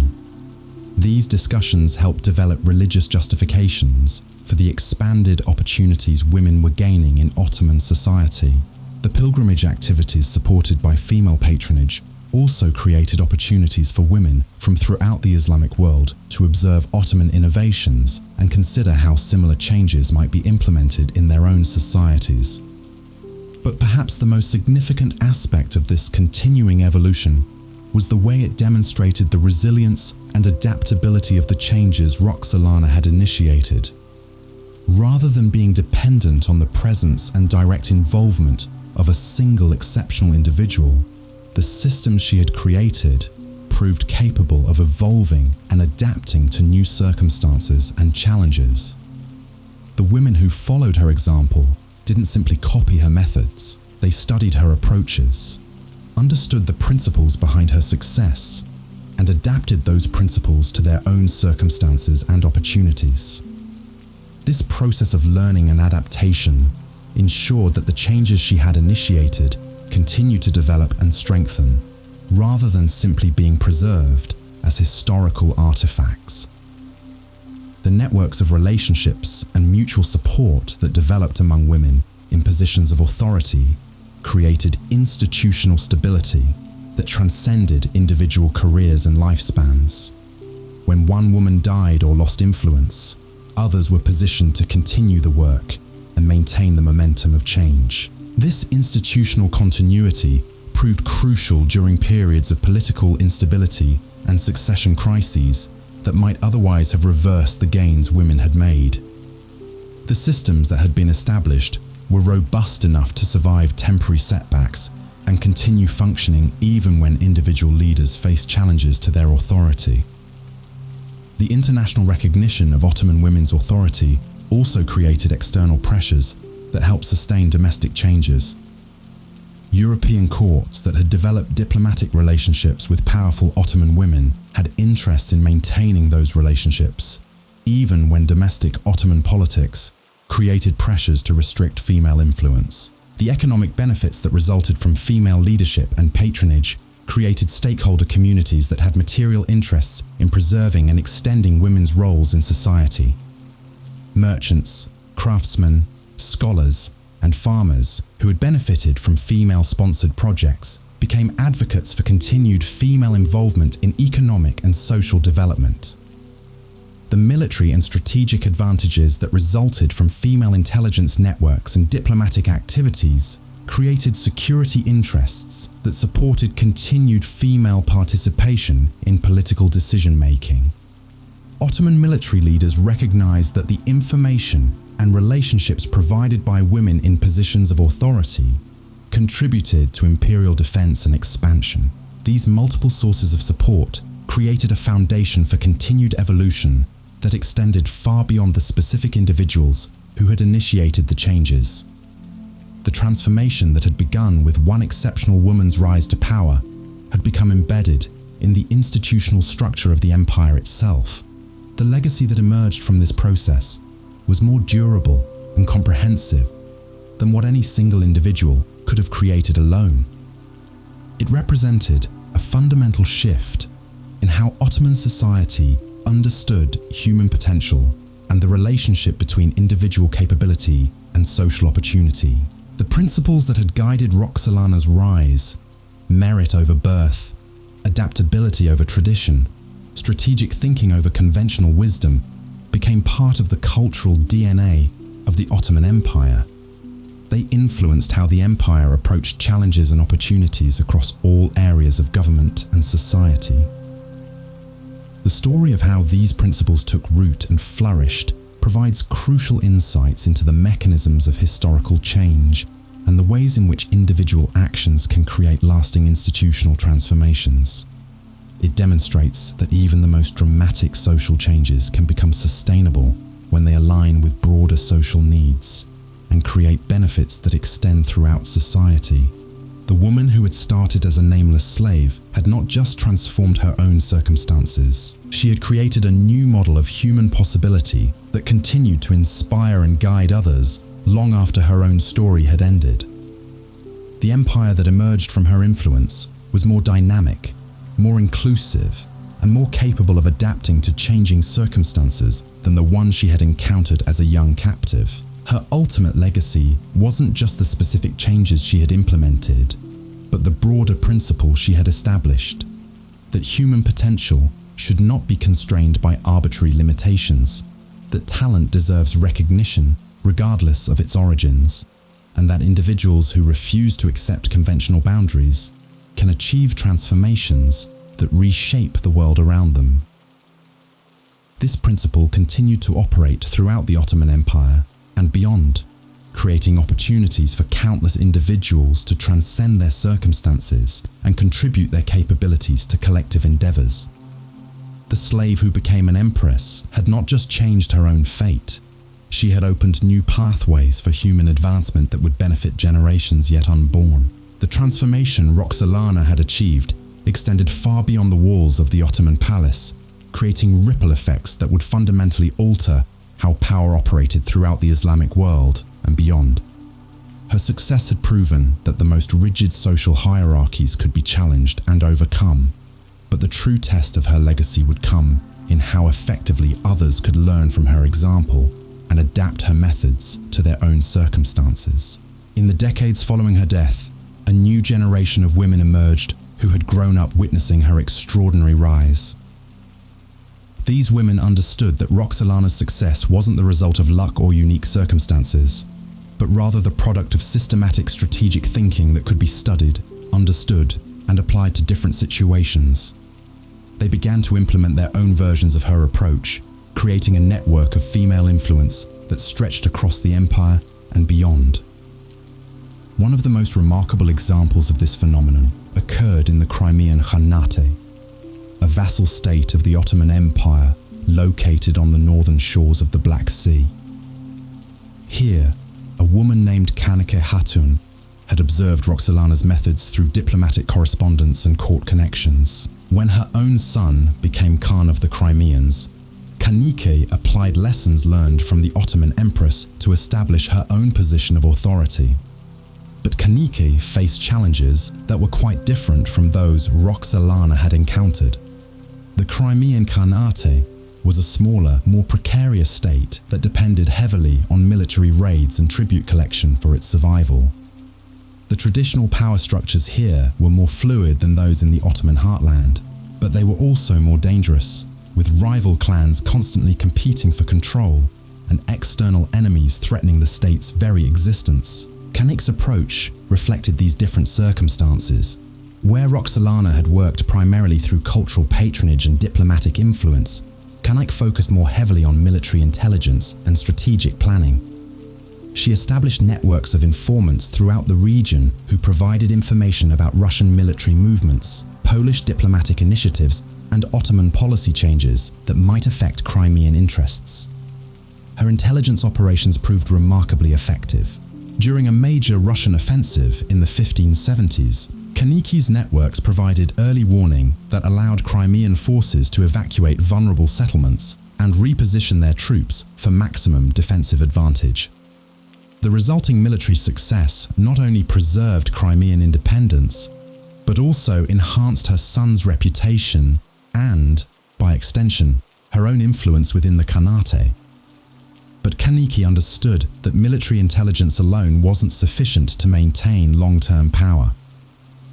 Following Roxelana's example, she began to build economic and cultural institutions that would create lasting sources of influence and support. She established trading posts along the major commercial routes that connected the Black Sea region with Ottoman and European markets, creating revenue streams that reduced the Khanate's dependence on military raiding. These commercial enterprises did more than generate income. They created networks of merchants and traders who had material interests in maintaining stable relationships with the Khanate. When rival clans attempted to challenge her son's authority, these commercial allies provided both financial support and valuable intelligence about enemy activities. Kanike also followed Roxelana's example in supporting educational and religious institutions. She funded the construction of madrasas and mosques throughout Crimean territory, but her approach differed significantly from her Ottoman predecessor. Where Roxelana had focused primarily on Islamic institutions, Kanike recognized the diverse religious composition of the Crimean population and supported educational facilities that served multiple communities. Her madrasas included curricula that addressed the practical needs of a frontier society. Students learned not just traditional Islamic scholarship, but also languages, mathematics, and military engineering that would help them serve effectively in government and military positions. The institutions she funded became training grounds for a new generation of administrators and military officers who were better prepared to deal with the complex challenges facing the Khanate. The religious diversity of her educational support created political advantages that went beyond immediate practical benefits. Christian and Jewish communities within the Khanate recognized that their interests were being considered and protected, reducing internal tensions that might otherwise have been exploited by external enemies. This inclusive approach to institution building reflected a sophisticated understanding of how power worked in a multi-ethnic, multi-religious society. Rather than attempting to impose uniform cultural standards, Kaniki created frameworks that allowed different communities to maintain their identities while contributing to collective security and prosperity. The success of this approach became evident during a major crisis in the 1580s, when a coalition of Russian and Polish forces launched a coordinated offensive designed to eliminate Crimean independence entirely. The diverse communities that had benefited from Kanaka's policies rallied to defend the Khanate, providing intelligence, supplies, and military support that proved crucial to the successful defense. The victory wasn't just military, it was political and cultural as well. The effective cooperation between different ethnic and religious groups demonstrated that the inclusive model Kanike had developed could work even under extreme pressure. This success enhanced her reputation throughout the region and provided a template that other leaders would study and adapt. Meanwhile, in the Ottoman heartland, other women were developing their own approaches to building and wielding influence. Safiye Sultan, who had become the mother of the reigning Sultan, was implementing strategies that combined elements of Roxelana's methods with innovations suited to the changing circumstances of the late 16th century. Safiye faced challenges that were both similar to and different from those her predecessor had encountered. Like Roxelana, she had to navigate the complex politics of the imperial court while building support for her son and establishing her own authority. But the political environment had changed significantly since Roxelana's era, requiring new approaches to familiar problems. The Ottoman Empire of the 1580s was larger and more complex than the one Roxelana had known. New territories had been added, new administrative challenges had emerged, and new types of threats had appeared on the empire's borders. The traditional methods of imperial governance were struggling to keep pace with these changes, creating opportunities for innovative approaches to emerge. Safiye recognized that the centralized model of female influence that Roxelana had developed might not be sufficient for managing the empire's expanded scope and complexity. Instead of trying to control everything from the imperial capital, she began to develop a more distributed system that operated through regional networks and local allies. Her approach involved identifying capable women in provincial centers and providing them with resources, training, and authority to address local challenges while maintaining coordination with imperial policy. This created a network of female administrators and power brokers who could respond quickly to emerging problems without waiting for instructions from Constantinople. The system proved its value during a series of rebellions that erupted in the empire's eastern provinces during the 1590s. Traditional imperial responses to such rebellions involved dispatching military forces from the capital, a process that was slow, expensive, and often ineffective in addressing the underlying causes of unrest. Safiye's network allowed for more sophisticated and effective responses. Local female administrators who understood regional conditions and grievances were able to identify the root causes of rebellions and develop targeted solutions that addressed specific concerns. In some cases, they prevented rebellions entirely by resolving grievances before they escalated into violence. When military action was necessary, the intelligence and local support provided by these networks made Ottoman operations more effective and less costly. Regional allies provided detailed information about rebel capabilities and intentions, identified potential collaborators and opponents, and helped coordinate military and political responses. The success of this distributed approach to governance created new models that would influence Ottoman administration for generations. The principle that effective imperial control required local knowledge and regional adaptation became embedded in administrative practice, improving the empire's ability to manage its vast and diverse territories. But perhaps more significantly, Safia's innovations demonstrated that the changes initiated by Roxelana could evolve and adapt to meet new challenges. Rather than being limited to the specific methods their predecessor had used, the women who followed her example were able to develop new approaches that built upon her fundamental insights while addressing different circumstances. This adaptability proved crucial as the Ottoman Empire faced increasingly complex challenges during the transition from the 16th to the 17th century. The empire's traditional advantages in military technology and organization were being eroded by European innovations. New forms of economic competition were emerging as European powers developed alternative trade routes that bypassed Ottoman territories. Religious and cultural changes were creating new sources of internal tension and external conflict. The women who had learned from Roxelana's example proved remarkably effective at developing responses to these challenges. Their networks provided early warning about emerging threats and opportunities. Their understanding of local conditions enabled more effective policy implementation. Their ability to work across traditional boundaries of ethnicity, religion, and social class created new resources for addressing complex problems.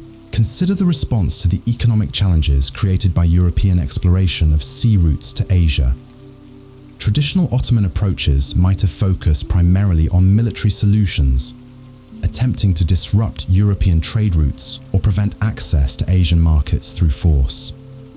While military responses remained important, the female networks that had emerged following Roxelana's example also developed economic and diplomatic strategies. They established new trading relationships with Asian merchants who were seeking alternatives to European intermediaries. They developed new products and services that took advantage of Ottoman geographic position and cultural connections. They created diplomatic initiatives that exploited European rivalries and conflicts to Ottoman advantage. These multifaceted responses proved more effective than purely military approaches would have been. They generated revenue that helped fund military operations when necessary, created political relationships that complicated European efforts to build anti-Ottoman coalitions, and demonstrated Ottoman adaptability in ways that enhanced the empire's international reputation. The success of these approaches also had important implications for how the Ottoman Empire understood its own identity and capabilities. The empire had traditionally seen itself primarily as a military power that maintained its position through conquest and intimidation. The innovations developed by women following Roxelana's example demonstrated that Ottoman strength could also be based on economic creativity, diplomatic sophistication, and cultural appeal. This expanded understanding of imperial capabilities influenced how the empire approached new challenges and opportunities. Rather than relying exclusively on military solutions, Ottoman leaders began to develop more comprehensive strategies that incorporated economic, diplomatic, and cultural elements. The architectural projects initiated during this period reflected these changing approaches. Where earlier Ottoman architecture had emphasized the power and grandeur of military conquest, the buildings commissioned by women during the late 16th and early 17th centuries focused more heavily on practical benefits and cultural appeal. The mosque complexes, hospitals, schools, and commercial facilities built during this era were designed not just to demonstrate imperial wealth and power, but also to create economic opportunities, improve living conditions, and strengthen social cohesion. They incorporated architectural elements from various cultural traditions within the empire, creating distinctively Ottoman styles that appealed to diverse populations. These buildings became symbols of a more inclusive and sophisticated approach to imperial governance. They demonstrated that Ottoman rule could provide concrete benefits to subject populations while respecting their cultural identities and religious practices. This approach helped maintain imperial unity even as external pressures increased and internal challenges became more complex. The educational institutions supported by female patronage during this period also reflected evolving approaches to imperial challenges. The curricula in these schools began to include more emphasis on practical skills like engineering, navigation, and medicine that were necessary for maintaining Ottoman competitiveness in a changing world. But the educational innovations went beyond simply adding new subjects to traditional Islamic learning. They involved fundamental changes in how knowledge was understood and transmitted. Students were encouraged to ask questions, conduct experiments, and develop new solutions to practical problems rather than simply memorizing established authorities. This approach to education produced a generation of Ottoman administrators, military officers, and scholars who were better prepared to deal with the complex challenges facing the empire. They understood European languages and customs, possessed technical skills that were increasingly important for military and economic success, and had been trained to think creatively about difficult problems. The diplomatic initiatives developed by women during this period also reflected sophisticated understanding of changing international dynamics. Rather than relying primarily on formal state-to-state negotiations, they developed informal networks that operated through commercial, cultural, and personal relationships. These informal diplomatic channels proved particularly valuable during periods of official hostility between the Ottoman Empire and European powers. When formal diplomatic relations were suspended or limited, the personal relationships and commercial connections maintained by women provided alternative channels for communication and negotiation. The intelligence gathered through these networks also proved invaluable for understanding European political developments and military preparations. The information provided by female diplomatic networks often gave Ottoman leaders crucial advantages in planning their own political and military strategies. The cultural exchanges facilitated by these networks also had important long-term effects on Ottoman society and its relationships with the outside world. European visitors to the Ottoman Empire during this period often commented on the sophistication and cosmopolitan character of Ottoman court culture, particularly the knowledge and capabilities of the women they encountered. These positive impressions helped counter negative stereotypes about Ottoman society that were common in European popular culture. They also created personal relationships between Ottoman and European elites that could be activated during times of crisis to prevent conflicts or facilitate negotiations. The technological innovations that emerged from institutions supported by female patronage also contributed to Ottoman competitiveness and adaptation.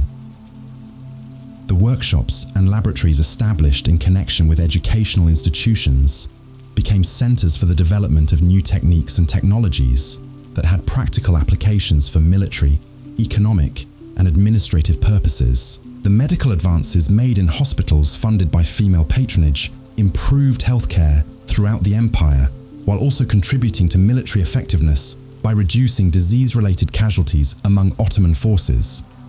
The engineering innovations developed in construction projects improved the empire's infrastructure and defensive capabilities. The agricultural improvements promoted by female-sponsored programs increased food production and improved nutrition for millions of people throughout Ottoman territories.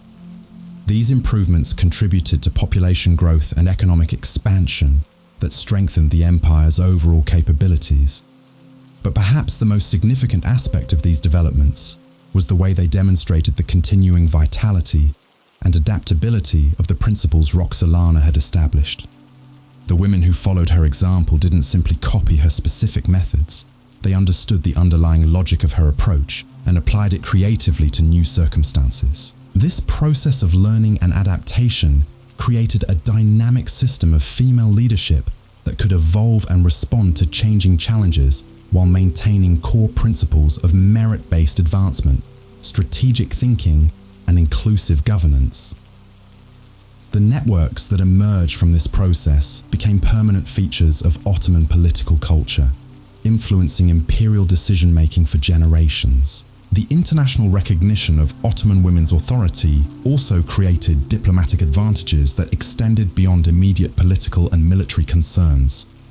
European courts that had developed working relationships with powerful Ottoman women found it easier to maintain communication and resolve disputes even during periods of official tension between states. The commercial relationships that developed through female networks created economic interdependencies that provided incentives for peaceful resolution of conflicts. European merchants who had profitable relationships with Ottoman trading partners had interests in maintaining stability that could be mobilized to support diplomatic solutions to political disputes. The cultural exchanges facilitated by these relationships also created mutual understanding that reduced the likelihood of conflicts based on misunderstanding or misperception. European visitors who had direct experience with Ottoman society were less likely to accept simplistic stereotypes about Ottoman motivations and capabilities.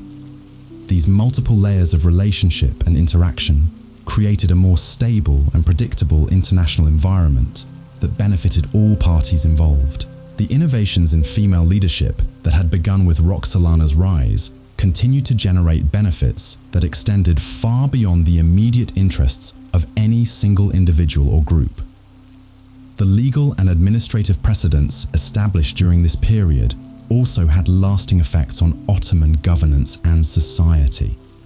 The expansion of women's legal rights and administrative roles that had occurred under Roxelana's influence became more systematic and comprehensive during the late 16th and early 17th centuries. Women throughout the empire gained greater freedom to participate in economic activities, manage property, and pursue legal remedies for grievances. These changes didn't happen uniformly or without resistance, but they represented a significant shift in how Ottoman society understood women's capabilities and appropriate roles. The cumulative effect of these legal changes was to increase the human resources available to the empire, while also improving economic efficiency and social stability. When talented individuals could contribute their capabilities regardless of gender, the empire benefited from a larger pool of administrative, commercial, and intellectual talent. The social changes that resulted from expanded female participation also strengthened family structures and community cohesion. When women could contribute more fully to economic and social activities, families became more resilient and communities became more capable of addressing local challenges. These improvements in social stability and cohesion provided foundations for imperial strength that complemented military and administrative capabilities. A society where individuals could develop and contribute their talents regardless of artificial restrictions was better positioned to adapt to changing circumstances and overcome external challenges. The religious and cultural dimensions of these changes also had important implications for imperial unity and legitimacy. The visible success of women in positions of authority helped demonstrate that Ottoman society could provide opportunities for advancement and achievement that were unavailable elsewhere. This demonstration of Ottoman social mobility and cultural sophistication enhanced the empire's appeal to talented individuals from diverse backgrounds who might choose to serve Ottoman interests rather than those of rival powers. The empire's reputation for recognizing merit regardless of origins became a significant competitive advantage in attracting and retaining capable administrators, military officers, scholars, and merchants. The architectural and artistic achievements of this period also contributed to Ottoman cultural prestige and international influence. The buildings and artworks commissioned by women demonstrated levels of sophistication and creativity that impressed foreign visitors and enhanced the empire's reputation as a center of civilization and learning. These cultural achievements had practical diplomatic and economic benefits as well as symbolic significance. They attracted visitors who spent money in Ottoman territories, created opportunities for cultural exchange that facilitated trade and diplomacy, and demonstrated Ottoman capabilities in ways that enhanced the empire's international standing. The technological and scientific advances that emerged from institutions supported by female patronage also contributed to Ottoman competitiveness in military and economic spheres. The innovations in engineering, medicine, agriculture, and manufacturing that were developed during this period helped maintain Ottoman advantages over rival powers, while also improving living conditions for Ottoman subjects. But beyond these specific achievements, the most important legacy of this era was the establishment of principles and institutions that would continue to generate benefits for generations. The networks of female leadership that had emerged following Roxelana's example became permanent features of Ottoman political culture, continuing to operate and evolve long after their founders had passed from the scene. The educational institutions, commercial enterprises, diplomatic relationships, and administrative systems that had been created during this period provided foundations for continued development and adaptation. They demonstrated that the changes initiated by one extraordinary individual could become embedded in institutional structures that would outlast any single person's lifetime. The principles of merit-based advancement, strategic thinking, and inclusive governance that had guided these developments also became part of the cultural DNA of the Ottoman Empire. They influenced how the empire approached new challenges and opportunities across all areas of government and society. Perhaps most importantly, the success of these innovations demonstrated that dramatic social change was possible when it aligned with practical needs and created benefits that extended throughout society. The transformation that had begun with one woman's refusal to accept conventional limitations had evolved into a comprehensive reimagining of human potential and social possibility. The empire that emerged from this process was more dynamic, more inclusive, and more capable of adapting to changing circumstances than the one that had existed at the beginning of Roxelana's journey. It represented a new model of imperial governance that recognized and developed human talent, regardless of its origins, while maintaining the stability and unity necessary for effective administration of vast and diverse territories. This model would continue to influence Ottoman development for generations, providing frameworks for addressing challenges and exploiting opportunities that its creators could never have anticipated. The slave who had become an empress had not just transformed her own circumstances. She had created new possibilities for human achievement that would benefit countless individuals who would follow in her footsteps. Her legacy had become something far greater than even she could have envisioned. But the true measure of Roxelana's transformation of the Ottoman Empire would be tested by the challenges that emerged in the generations following her death. The world was changing rapidly, and the systems she had created would need to prove their resilience against pressures that would have destroyed more rigid structures. By the early 17th century, the Ottoman Empire faced a constellation of challenges that threatened its very foundations. European powers had developed new military technologies and tactics that challenged traditional Ottoman advantages. Economic pressures from changing trade routes and monetary inflation were creating internal instabilities. Religious and cultural movements were generating new forms of resistance to imperial authority. Yet the networks and institutions that had emerged from Roxelana's innovations proved remarkably adaptable to these new realities. Consider the story of Sultan, who entered the imperial harem in the early 1600s as a young Greek girl named Anastasia. She had been captured during one of the ongoing conflicts with European powers and brought to Constantinople as part of the human tribute that still flowed into the imperial capital from conquered territories. Like Roxelana before her, Anastasia found herself thrust into a world that seemed designed to erase her previous identity and remake her according to Ottoman imperial requirements. But unlike her predecessor, she entered a system that had already been transformed by decades of female innovation and leadership. The harem she encountered was no longer simply a collection of women competing for the Sultan's attention. It had evolved into a sophisticated political institution with its own educational programs, administrative structures, and networks of influence. The young woman who would become Sultan understood immediately that success in this environment required more than beauty or charm. The examples of Roxelana and the women who had followed her demonstrated that lasting influence depended on developing genuine capabilities and creating value that extended beyond personal relationships. Kösem threw herself into the educational opportunities available within the transformed harem system. She mastered Ottoman, Turkish, and Persian with remarkable speed, but she also maintained her knowledge of Greek and learned Arabic, making her fluent in 4 languages that were crucial for imperial administration and diplomacy. She studied Islamic theology and law, but she also learned mathematics, astronomy, and medicine, subjects that were increasingly important for effective governance. Most crucially, she studied the methods and achievements of the women who had preceded her. She analysed how Roxelana had built her power base, how Nurbanu had adapted those methods to different circumstances, how Safiye had created distributed networks of influence. She understood that each of these women had succeeded by recognizing the specific challenges of their era and developing innovative responses. Kösem's opportunity came during a period of extraordinary political instability that tested every aspect of the Ottoman system.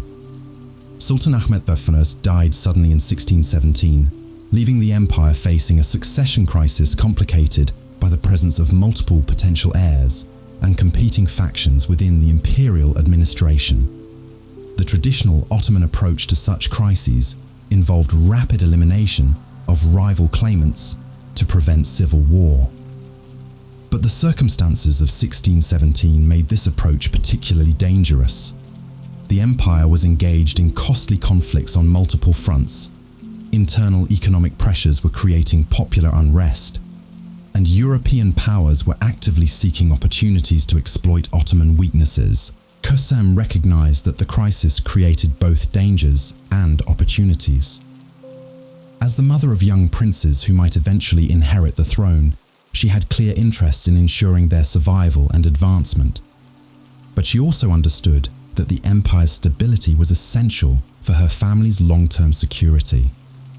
Her response demonstrated the sophisticated political thinking that had become characteristic of women operating within the systems Roxelana had created. Rather than simply supporting her own son's claims, Kösem worked to develop solutions that would strengthen the empire while positioning her family for future success. She played a crucial role in the negotiations that resulted in Mustafa the Fair becoming Sultan, even though this decision temporarily reduced her own immediate influence. But she understood that Mustafa's mental instability made his reign unlikely to last, and she used the period of his rule to build relationships and position herself for the next transition. When Mustafa was deposed and replaced by Osman II, Kösem found herself dealing with a young sultan who was suspicious of the female networks that had become integral to imperial governance. Osman represented a reaction against the innovations of the previous century, seeking to restore what he viewed as traditional male-dominated patterns of authority. But the systems that had evolved since Roxelana's era proved remarkably resistant to such attempts at restoration. The administrative, economic, and diplomatic networks that women had created were too valuable to the empire's functioning to be easily dismantled. Even a sultan, who was philosophically opposed to female influence, found himself dependent on the capabilities and relationships these networks provided.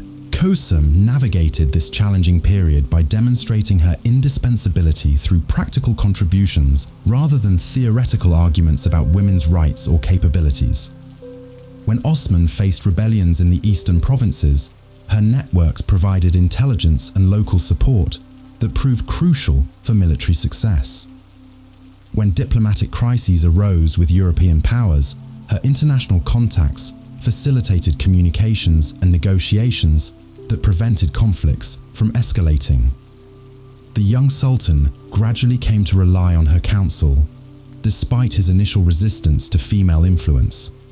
But this relationship ended abruptly when Osman was assassinated by Janissary rebels in 1622, creating another succession crisis that threatened to tear the empire apart. This time, Kösem was positioned to play a more direct role in determining the outcome. The rebels who had killed Osman were demanding the restoration of Mustafa Kemal, but Kösem understood that his continued mental deterioration made him unsuitable for rule during such a critical period. Instead, she threw her support behind her own son, Murad IV, who was only 11 years old at the time.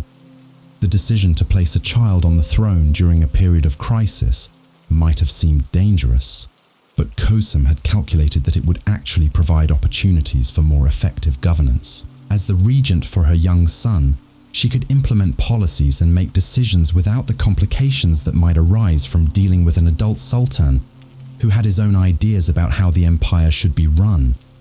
Her regency demonstrated the full potential of the systems that had evolved since Roxelana's era. Rather than simply exercising power through personal influence on the sultan, Kösem operated through institutional structures that had been developed over decades of female leadership. She worked through established administrative channels, utilized existing diplomatic networks, and drew upon educational and commercial institutions that had been created by her predecessors. The results were remarkably effective. Despite the challenges facing the empire, ongoing wars, economic pressures, internal rebellions, the period of Kösem's regency was characterized by stability and gradual recovery.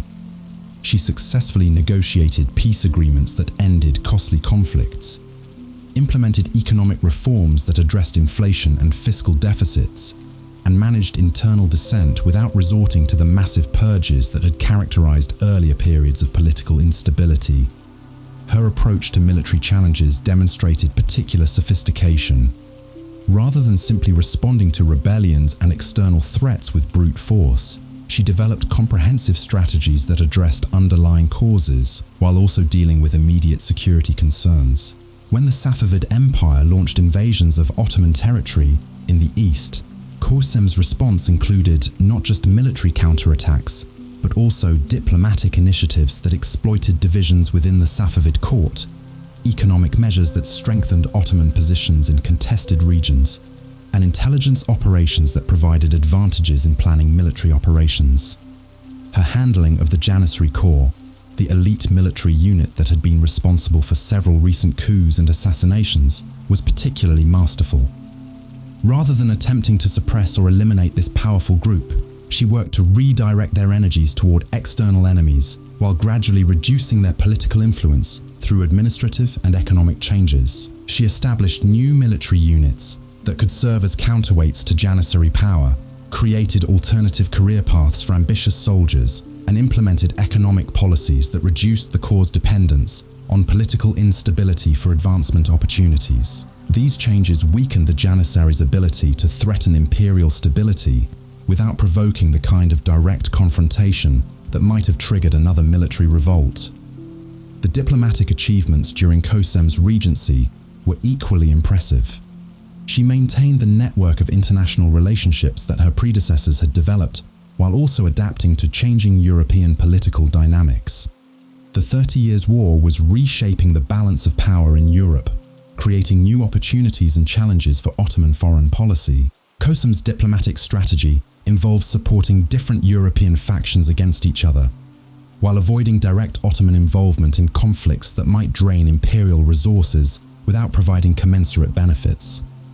She provided financial support to Protestant forces fighting against the Habsburg Empire, facilitated French diplomatic initiatives that complicated Spanish strategic planning, and maintained commercial relationships with various European powers regardless of their political alignments. These policies proved remarkably successful at maintaining Ottoman security while minimizing costs. The empire avoided major conflicts during a period when its European neighbors were devastating each other through prolonged warfare.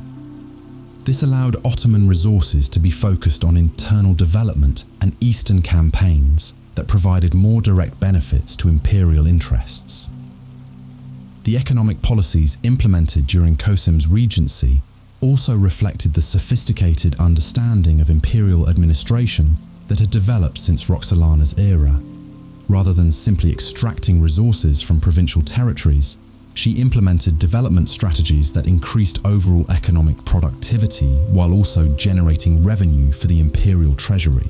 She supported the expansion of manufacturing capabilities in key cities, facilitated the development of new trade routes that took advantage of changing international commercial patterns, and implemented tax policies that encouraged economic growth rather than simply maximizing short-term revenue collection.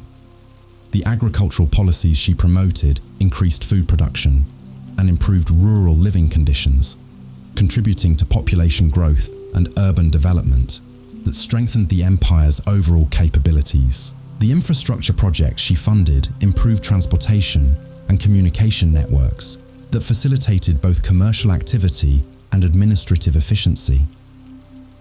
These economic achievements created constituencies throughout the empire that had material interests in supporting the political innovations Kösem represented. Merchants, craftsmen, farmers, and urban professionals who benefited from her policies became advocates for the continued evolution of imperial governance systems. The educational and cultural initiatives implemented during her regency also had lasting effects on Ottoman society and capabilities. She expanded the network of schools and libraries that previous generations of women had established, but she also adapted their curricula to address the changing needs of imperial administration and defense. The institutions she supported began to include more emphasis on practical subjects like engineering, navigation, medicine, and languages that were necessary for maintaining Ottoman competitiveness in a changing world. But she also maintained strong programs in traditional Islamic learning, ensuring that cultural and religious continuity were preserved even as practical capabilities were enhanced. The scholars and administrators who received their education in institutions Kösem supported went on to serve throughout the empire, carrying with them approaches to governance and problem-solving that reflected her innovations. They understood European languages and customs, possessed technical skills that were increasingly important for military and economic success, and had been trained to think strategically about complex challenges.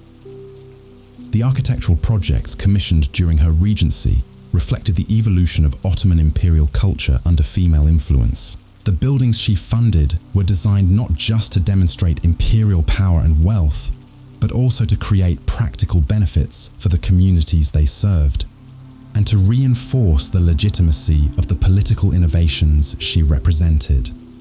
Her mosque complexes included extensive educational facilities, medical clinics, and commercial spaces that provided employment and services for thousands of people. The hospitals she built incorporated the latest medical knowledge and techniques, becoming centers for the development and dissemination of improved healthcare practices. The commercial facilities she established created opportunities for entrepreneurship and trade that strengthened local economies, while also generating revenue for continued charitable activities. These projects demonstrated that imperial governance could provide concrete benefits to subject populations while also maintaining the grandeur and cultural sophistication that were essential for international prestige. But perhaps most importantly, Kösem's regency demonstrated that the principles and systems Roxelana had established could continue to evolve and adapt to new circumstances. Rather than simply preserving earlier innovations, she developed new approaches that built upon previous achievements while addressing different challenges. When Murad IV reached adulthood and began to rule independently, the transition was managed smoothly because the institutions and relationships Kösem had developed could continue to operate even as formal authority shifted to her son. The networks she had created didn't depend entirely on her personal involvement. They had become embedded in the administrative and social structures of the empire. This institutional continuity proved crucial during the later phases of Murad's reign, when his increasingly autocratic tendencies and violent suppression of dissent created new challenges for imperial governance. The diplomatic, economic, and administrative systems that had been developed during Kösem's regency provided stability and continuity that helped the empire weather this difficult period. When Murad died suddenly in 1640 and was succeeded by his brother Ibrahim I, Kösem found herself once again in a position to shape imperial policy. But by this time, she was operating within systems that had been refined and strengthened through decades of female leadership and innovation. Ibrahim's reign presented new challenges that tested the resilience of these systems in different ways. The new Sultan showed signs of mental instability, similar to those that had characterized Mustafa I decades earlier. But the institutional frameworks that now existed for managing such situations were far more sophisticated than those available during the earlier crisis. Kosim's handling of Ibrahim's increasingly erratic behavior demonstrated the maturation of Ottoman approaches to governance under female influence. Rather than attempting to control or restrict the Sultan directly, she worked through established administrative channels to ensure that essential governmental functions continued to operate effectively regardless of Ibrahim's personal capabilities. And there you have it, the extraordinary journey of a woman who refused to accept the world as she found it. Roxelana didn't just rise from slavery to become an empress, she fundamentally rewrote the rules of what was possible, creating a legacy that transformed an empire and inspired generations of women who followed her example. Her story proves that even the most impossible barriers can be shattered when intelligence meets determination, and strategic brilliance meets unwavering courage.